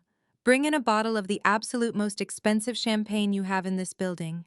Put it directly on Sienna's corporate tab. We are celebrating a massive expansion of the Miller portfolio today." He turned his victorious, gloating gaze toward me. I had remained completely silent and motionless at the far end of the long table for the entire signing process. My head was slightly bowed, my hands resting limply in my lap. I looked exactly like the broken, defeated woman they had successfully blackmailed the night before. "Cheer up, Sienna," Trey mocked, his voice dripping with condescending, artificial pity. "You should be thanking me right now. You just bought your freedom. I will make the call to my contacts in Washington this afternoon. The SEC investigation will be completely gone by Monday morning. You can go back to being a good little corporate drone, and we will take care of the heavy lifting from here. I kept my head down for one more second, letting his highly arrogant words hang in the silent boardroom. I let them savor their absolute, unquestionable victory. I let them feel the temporary high of total supremacy. And then the shift happened. I slowly lifted my head. The carefully manufactured posture of defeat vanished entirely, evaporating into the cold, air-conditioned room. My shoulders pulled back, my spine straightening with razor-sharp, unyielding precision. The trembling, terrified energy I had projected for the last 12 hours completely disappeared, instantly replaced by an aura of absolute freezing dominance. I looked directly across the length of the mahogany table, locking my eyes entirely onto Trey's suddenly confused face. The fake submissive sadness completely melted away. I smiled. It was not a warm smile. It was a cold, calculating, deeply predatory expression. It was the exact smile of an elite wealth manager who had just successfully executed the most ruthless, devastating, hostile takeover of her entire career. I held his gaze for a long, suffocating moment, letting him drown in the sudden, sharp realization that the dynamic of the room had completely shifted. I slowly lowered my right hand below the edge of the heavy mahogany table. My fingers found the small recessed security button mounted directly beneath the wood. I pressed it once. The heavy frosted glass doors of the boardroom did not gently slide open this time. They were shoved apart with violent, aggressive force. The sound of heavy tactical boots stomping against the expensive carpet echoed through the glass chamber, instantly replacing the relaxed, arrogant atmosphere with a suffocating, terrifying tension. It was not the junior paralegal returning with a silver tray of expensive champagne to celebrate my financial ruin. 5 men and women strode into the room, fanning out with practiced military precision to secure every single exit. 3 of them were wearing dark tactical vests, with the bright yellow letters FBI emblazoned across their backs. Their hands were resting casually but firmly on the grips of their holstered firearms. The other 2 were dressed in sharp, unassuming suits, holding thick manila folders, bearing the official seal of the Internal Revenue Service Criminal Investigation Division. Trey practically leaped out of his executive chair, knocking his crystal water glass over in the process. The water spilled across the polished wood, dripping onto the pristine carpet. His face flushed with a violent mixture of absolute outrage and sudden creeping panic. "What the hell is this?" Trey demanded, his voice cracking slightly before he forced it back into a booming, authoritative register. He turned aggressively toward my lead counsel. "Arthur, what kind of circus are you running here? Get these people out of my boardroom immediately. We are in the middle of a highly sensitive private corporate acquisition. You cannot just let armed guards barge in here." The lead FBI agent, a tall, broad-shouldered man with graying hair and eyes like chipped ice, stepped forward.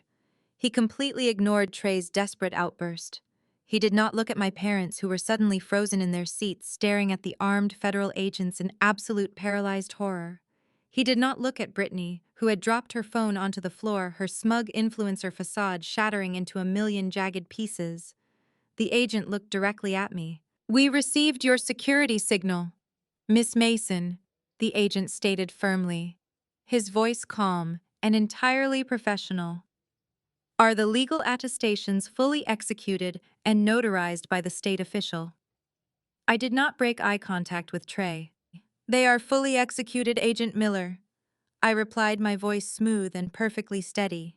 "Every single signature has been verified and permanently recorded by a state-bonded notary." Trey whipped his head back and forth between me and the federal agent, his chest heaving as he desperately tried to piece together the nightmare rapidly unfolding around him. His arrogant brain completely misread the situation. He thought this was about my fabricated SEC investigation. He thought the authorities were here to arrest me for the insider trading complaint Brittany had filed, and he immediately tried to play the role of the innocent, compliant bystander. "Officer, you need to listen to me," Trey stammered, raising his hands defensively and taking a large, cowardly step backward away from the table.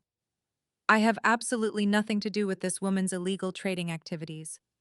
We were just here finalizing a simple real estate transfer. She is completely on her own. I am a legitimate investor. You have your criminal sitting right there. Arrest her and let my family leave. I placed both of my hands flat on the mahogany table and slowly pushed myself up. I stood tall in my crisp white suit, the picture of absolute unyielding power. I walked slowly down the length of the long boardroom table, the sharp click of my heels silencing his pathetic, desperate rambling. I stopped right next to the massive stack of black binders that he had just gleefully signed. "You really should have read the fine print," Trey, I said quietly, leaning in so close I could smell the stale, sour sweat suddenly pouring off his skin. "Did you genuinely believe I would just hand over a third of my life savings to a pathetic parasite who stole my identity? Did you really think an elite corporate law firm would facilitate a blind 8-figure wire transfer to a fake Wyoming shell company without running a massive forensic background check on every single account tied to your name?" I reached out and flipped the heavy cover of the binder back open. I pulled out the primary document he had signed, holding it up so the bright overhead lights illuminated his sweeping, arrogant signature at the very bottom. This paperwork was never an equity transfer tray. Not a single page in this entire binder mentions a strategic partnership, Vanguard Financial, or my personal investment portfolio. Trey stared at the document, his eyes finally scanning the dense legal print he had entirely ignored just 10 minutes ago. The blood completely drained from his face, leaving him looking like a terrified, hollowed-out ghost. His jaw went slack as his eyes desperately darted across the heavy legal terminology. "What you just signed."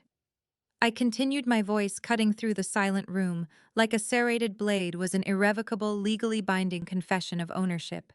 "You just formally attested under penalty of federal perjury that you are the sole creator, sole operator, and primary financial beneficiary of 6 different offshore shell companies located in the Cayman Islands and Cyprus." Trey let out a low, breathless gasp, stumbling backward until his spine hit the soundproof glass wall of the boardroom. "You just signed legal documentation proving that you alone orchestrated the systemic defrauding of over 40 elderly investors," I said, raising my voice slightly to ensure every single person in the room heard the absolute destruction of his empire.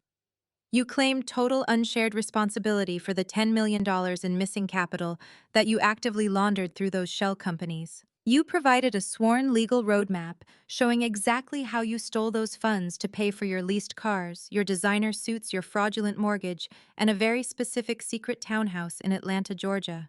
A sharp, strangled cry erupted from Brittany's throat at the mention of the Atlanta townhouse, but I did not even look at her. My eyes remained completely locked on Trey, watching his entire arrogant existence collapse into ash in real time. "By forcing you to sign this exact transparency protocol in a federal jurisdiction with my elite attorneys acting as the reporting witnesses, I did not just trap you," I whispered, stepping right into his personal space. "I legally insulated myself from the fraudulent $2 million mortgage you took out in my name. You just claimed full undeniable liability for every single forged document, every single stolen dollar, and every single count of federal wire fraud. You wanted to play the role of the powerful titan of Wall Street. Congratulations, Trey. You just legally bought yourself a permanent corner office in a federal penitentiary." The lead FBI agent did not give Trey another second to process his absolute ruin. He stepped firmly past me, his heavy tactical boots silent on the expensive carpet, and grabbed Trey roughly by the shoulder. He spun the so-called powerful Wall Street titan around and slammed him face first against the soundproof glass wall of the boardroom. The heavy thud rattled the glass. Trey let out a pathetic, breathless yelp. He did not fight back. He did not demand to call his powerful contacts in Washington. His legs completely gave out from under him, and the agent had to physically hold him up just to force his arms behind his back. The heavy steel handcuffs clicked loudly around his wrists, snapping shut with a sharp metallic finality that echoed through the entire room. The sound broke the paralyzing spell that had frozen my family in place. Brittany suddenly snapped out of her shock. Her smug influencer facade, the confident woman who had just vlogged her own supposed victory, vanished entirely. She let out a piercing, unhinged shriek that forced one of the IRS agents to physically wince. She lunged forward, her oversized designer silk coat flailing wildly around her, and threw herself toward the federal agents. "Get your hands off him!" Brittany screamed, her voice cracking with violent hysteria. She tried to grab the FBI agent's tactical vest, but another officer quickly stepped in, shoving her firmly back toward the mahogany table. "You cannot do this. He is a legitimate investor. He is an innocent man." Brittany spun around, her face twisted in pure venomous hatred, and pointed a shaking finger directly at my chest. "You did this, you jealous, psychotic bitch!" she shrieked, spit flying from her lips. "You could not handle the fact that my husband is more successful than you.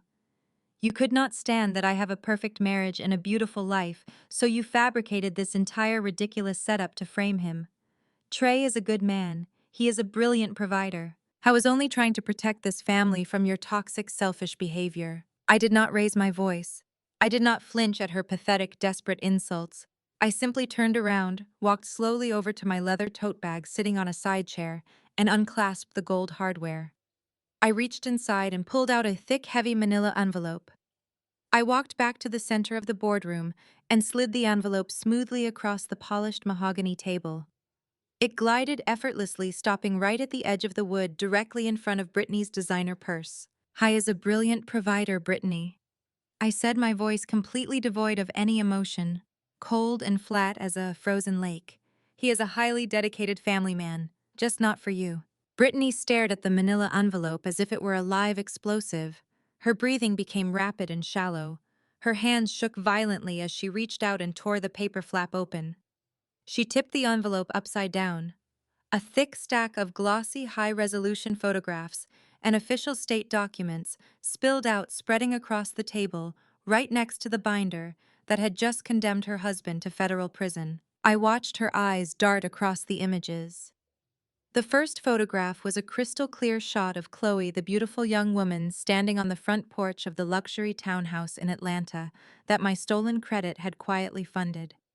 The second photo showed Trey wearing his casual weekend clothes, wrapping his arms around Chloe from behind, and kissing her cheek while she laughed. The third photo captured Trey lifting a dark-haired toddler high into the air, a look of genuine, unfiltered joy on his face that he had never once directed toward my sister. And resting right on top of the photographs was a certified stamped copy of a Georgia state birth certificate. It clearly listed the toddler's name, Chloe's name as the mother, and Trey Miller as the sole acknowledging father. The timestamp on the birth certificate proved the child was conceived barely 6 months after Brittany and Trey's lavish $1 million wedding. Brittany's mouth opened, but absolutely no sound came out. The blood violently drained from her face, leaving her skin an eerie, sickly white. The manic, defensive energy completely evaporated from her body. She reached out and touched the photograph of the toddler with a trembling, manicured finger. The reality of her perfect marriage, her smug superiority, and her entire stolen identity shattered into a million jagged, unfixable pieces. Her knees completely buckled beneath her. She collapsed hard into one of the heavy leather executive chairs, hyperventilating, staring blankly at the ceiling as a low, agonizing moan finally escaped her throat. Sylvia and Gregory were completely unglued. The golden son-in-law was currently being read his Miranda rights while pressed against a glass window by the FBI.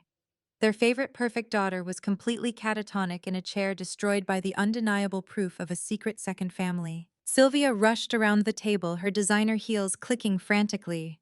She grabbed the sleeve of my crisp white suit jacket, her manicured nails digging desperately into the fabric.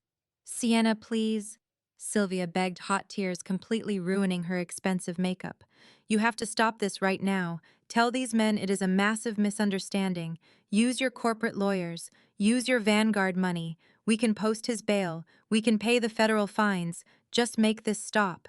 We cannot survive a public scandal like this." Gregory flanked my other side, his face purple with panic and raw fear.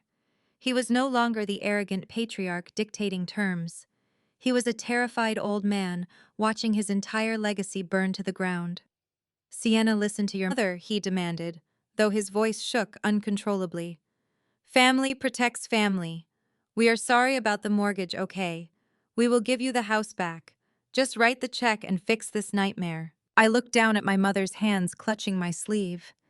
I reached over, peeled her fingers off my suit one by one, and took a slow step back, physically distancing myself from the people who had actively tried to send me to a federal penitentiary just 12 hours ago. Use my money, I repeated, looking directly into my father's panicked eyes. You do not need my money, Dad. You have your massive, robust retirement fund, do you not?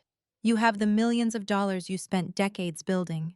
You gave Trey absolute unrestricted control over your entire financial portfolio because you thought I was too conservative with your assets. Gregory nodded frantically, desperately latching onto the idea.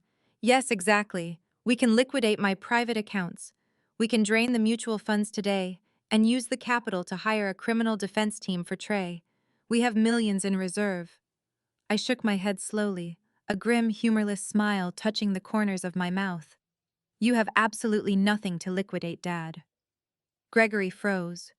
The frantic nodding stopped abruptly. What are you talking about? He whispered. Did you really think Trey only stole my identity? I asked, my voice ringing with brutal, undeniable clarity. He was running a $10 million Ponzi scheme. He was desperate. He needed massive liquidity to pay off his older investors and keep the illusion alive while funding his second family in Georgia. He drained your account 6 months ago. I watched the absolute horror dawn on my father's face as I delivered the final fatal blow. Every single retirement account, every mutual fund, every hidden offshore stash you thought you had secured. He forged your signatures and bled you completely dry to plug the holes in his sinking ship. I had my forensic accountant audit your portfolio yesterday morning. Your balance is zero. You have no emergency funds. You have no savings. You are both utterly, entirely bankrupt. The silence that followed my words was absolute and suffocating. It was the heavy, undeniable sound of a total generational collapse. I did not offer them a single ounce of sympathy.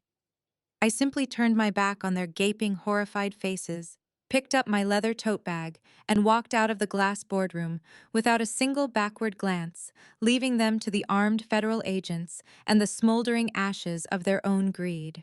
3 weeks later, the dust finally settled over the absolute wreckage of the Miller family empire. The justice system, usually a slow and grinding machine, moved with terrifying, ruthless speed when presented with an airtight, fully notarized, heavily documented confession of federal wire fraud. Trey never saw the outside of a jail cell again. He was denied bail during his very first arraignment hearing. The federal judge took one look at his network of hidden offshore shell companies, his massive flight risk potential, and the undeniable proof of his secret life in Atlanta, and immediately remanded him to federal custody. He was transferred directly to the Metropolitan Correctional Center, a bleak, towering concrete fortress in the center of downtown Chicago. His excessive, newly tailored navy suits were violently stripped away and replaced by a standard-issue, neon orange jumpsuit. The man who had arrogantly demanded 30% of my life savings was now waiting in line for a plastic tray of powdered eggs. He is currently facing a massive multi-count federal indictment with a mandatory minimum of 35 years in a penitentiary with absolutely zero chance of early parole. His fake Wyoming firm was liquidated by the state, and his secret mistress, Chloe, completely abandoned him. The second the FBI knocked on her townhouse door, she immediately turned state's witness, offering to testify against him in exchange for total immunity and a quiet relocation. My own professional nightmare evaporated just as quickly as it had been manufactured.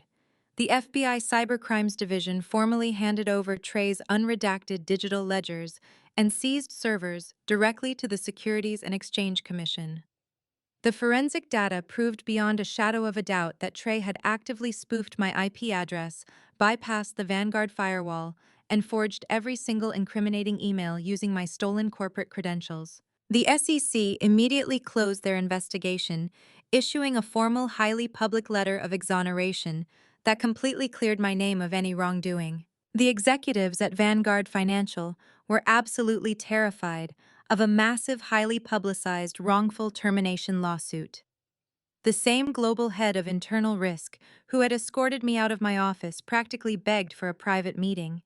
They not only reinstated my trading licenses within 24 hours, but they also quietly offered me a massive promotion to senior managing director, complete with a newly structured corner office and a seven-figure apology bonus. I took my empire back without a single word of gratitude, cementing my absolute authority on the executive floor. While my career exploded into new heights, my family's stolen kingdom was violently ripped away. Because the $2 million Oakwood Reserve estate was financed entirely through illicit laundered funds from Trey's Ponzi scheme, the federal government moved aggressively to seize the property under strict asset forfeiture laws. They gave my family exactly 48 hours to vacate the premises before federal marshals arrived to physically padlock the massive mahogany doors. I sat in the quiet luxury of my penthouse and watched the spectacular finale of my sister's life play out entirely through social media. Brittany did not get to hire a high-end luxury moving company. Her credit was completely frozen and her personal bank accounts were seized as part of the federal probe. She was forced to pack her extensive collection of designer shoes, silk dresses, and custom handbags into heavy-duty black plastic trash bags. Her influencer career imploded overnight. The moment the federal indictment hit the morning papers, every single one of her lucrative brand sponsors dropped her. Her carefully curated comment sections were flooded with thousands of angry, vicious followers calling her a fraud, a criminal, and a pathetic parasite. Unable to handle the public humiliation and the total destruction of her ego, she was forced to permanently deactivate every single social media account, silencing her smug, arrogant voice forever. Sylvia and Gregory suffered a much quieter but far more devastating social execution. With their massive retirement accounts completely drained to zero by their golden son-in-law, they stubbornly attempted to maintain their wealthy facade. They showed up for their regular Sunday brunch at the prestigious North Shore Country Club, acting as if the federal raid had never happened. But when Gregory tried to pay for their expensive mimosas, his platinum card declined instantly. The club manager, who was fully aware of their massive public disgrace, quietly but firmly escorted my parents out through the kitchen service exit to avoid disturbing the actual wealthy members. Their elite memberships were immediately revoked. The wealthy social circle. Sylvia had spent decades desperately trying to impress. Cut them off completely, treating them like a highly contagious, embarrassing disease. Stripped of their mansion, their retirement money, and their social standing, they had absolutely nowhere left to turn. I had preemptively blocked their phone numbers across all my devices and instructed my building security to immediately arrest them for trespassing if they ever stepped foot near my penthouse. Completely destitute, Gregory was forced to cash in a tiny forgotten life insurance policy just to secure a lease on a cramped, severely run-down two-bedroom apartment on the extreme industrial outskirts of the city. Their new reality is a brutal, suffocating nightmare. The apartment building sits directly next to a noisy interstate highway, the thin walls shaking violently every time a commercial freight truck drives past. The carpets smell permanently like stale cigarettes and damp mildew. The kitchen features peeling yellow linoleum instead of the imported Spanish quartz Sylvia had so arrogantly demanded in the glass boardroom. And trapped inside that tiny, miserable space are my parents, forced to spend the rest of their bankrupt lives listening to Brittany hysterically sob over her ruined life, her imprisoned husband, and her trash bags full of useless designer clothes. They built an entire family dynamic based on greed, entitlement, and the absolute exploitation of my success. Now stripped of my protection and my wealth, they are permanently locked inside a suffocating, inescapable prison of their own making, forced to finally look at exactly who they are. 6 weeks after the federal raid, the autumn weather in Chicago turned violently cold. A massive storm system rolled off Lake Michigan, pounding the downtown financial district with freezing torrential rain and fierce winds that howled between the towering glass skyscrapers. It was exactly the kind of miserable, bone-chilling evening that made you grateful for heated underground parking and private transportation. I walked across the massive, glowing marble lobby of the Vanguard Financial Headquarters, my sharp black wool trench coat buttoned tight against the sudden chill, a steaming cup of artisan coffee warming my hands. I had just finished finalizing a massive overseas merger that would solidify my position as senior managing director for the next decade. My personal driver Marcus had already pulled the sleek black town car directly up to the curb, leaving the heavy engine running and the heat blasting. As the heavy revolving glass doors spun me out into the freezing, chaotic street, I immediately noticed two pathetic, huddled figures blocking the path to my waiting car. The massive corporate security guard stationed at the entrance immediately stepped forward, his hand raising to intercept the trespassers, but I gave him a subtle, dismissive wave. I recognized them instantly, even underneath the cheap, flimsy plastic ponchos they were using to shield themselves from the driving rain. Sylvia and Brittany were standing completely exposed to the elements shivering violently on the slick, wet concrete. The rain was aggressively whipping sideways, completely destroying my mother's hair and washing away the last remaining traces of my sister's former glamorous influencer persona. They looked incredibly small, fragile, and utterly broken. Brittany was hugging her chest tightly, her eyes staring blankly at the wet pavement, completely devoid of the venomous arrogance that used to define her entire existence. She did not even have the energy to look me in the eye. Sylvia took a desperate, staggering step forward. The cheap plastic poncho flapped wildly in the freezing wind.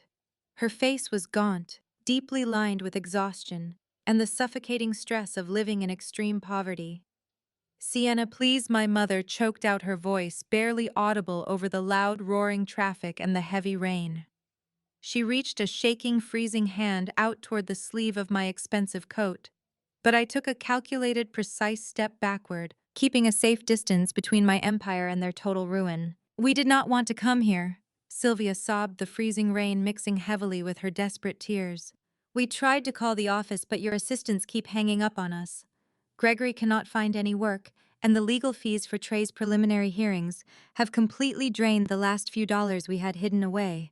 We have absolutely nothing left, Sienna. We have no heat in the apartment.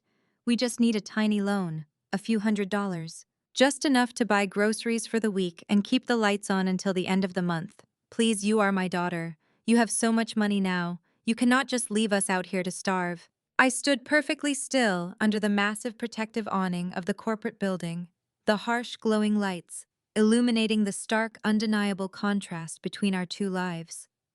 I looked at the woman who had happily tried to sacrifice my entire career, my freedom, and my financial security just to protect a parasitic fraud. I looked at the sister who had actively filed a fake federal complaint against me out of pure venomous jealousy. I felt absolutely nothing. There was no anger left in my chest. There was no sadness. There was only a cold, impenetrable wall of absolute indifference. The true opposite of love is not hatred. It is total, unapologetic apathy. I looked directly into my mother's desperate, pleading eyes, letting the freezing wind howl around us for a long, heavy moment. "Do not expect anything from me," I said, my voice cutting through the violent storm with terrifying, crystal-clear precision. "You did not contribute a penny to this life." The words struck Sylvia like a physical blow to the chest. It was the exact phrase she had callously thrown in my face at the luxury seafood restaurant months ago, back when they thought they held all the power, back when they thought my wealth was a communal asset meant to be endlessly plundered. Her jaw dropped open in absolute shock as the full weight of the karma finally crushed her. She stumbled backward, her shaking hands covering her mouth as a loud, agonizing sob ripped from her throat. Brittany finally looked up, her eyes wide with total despair, realizing the absolute finality of the boundary I had just cemented. I did not wait for another response.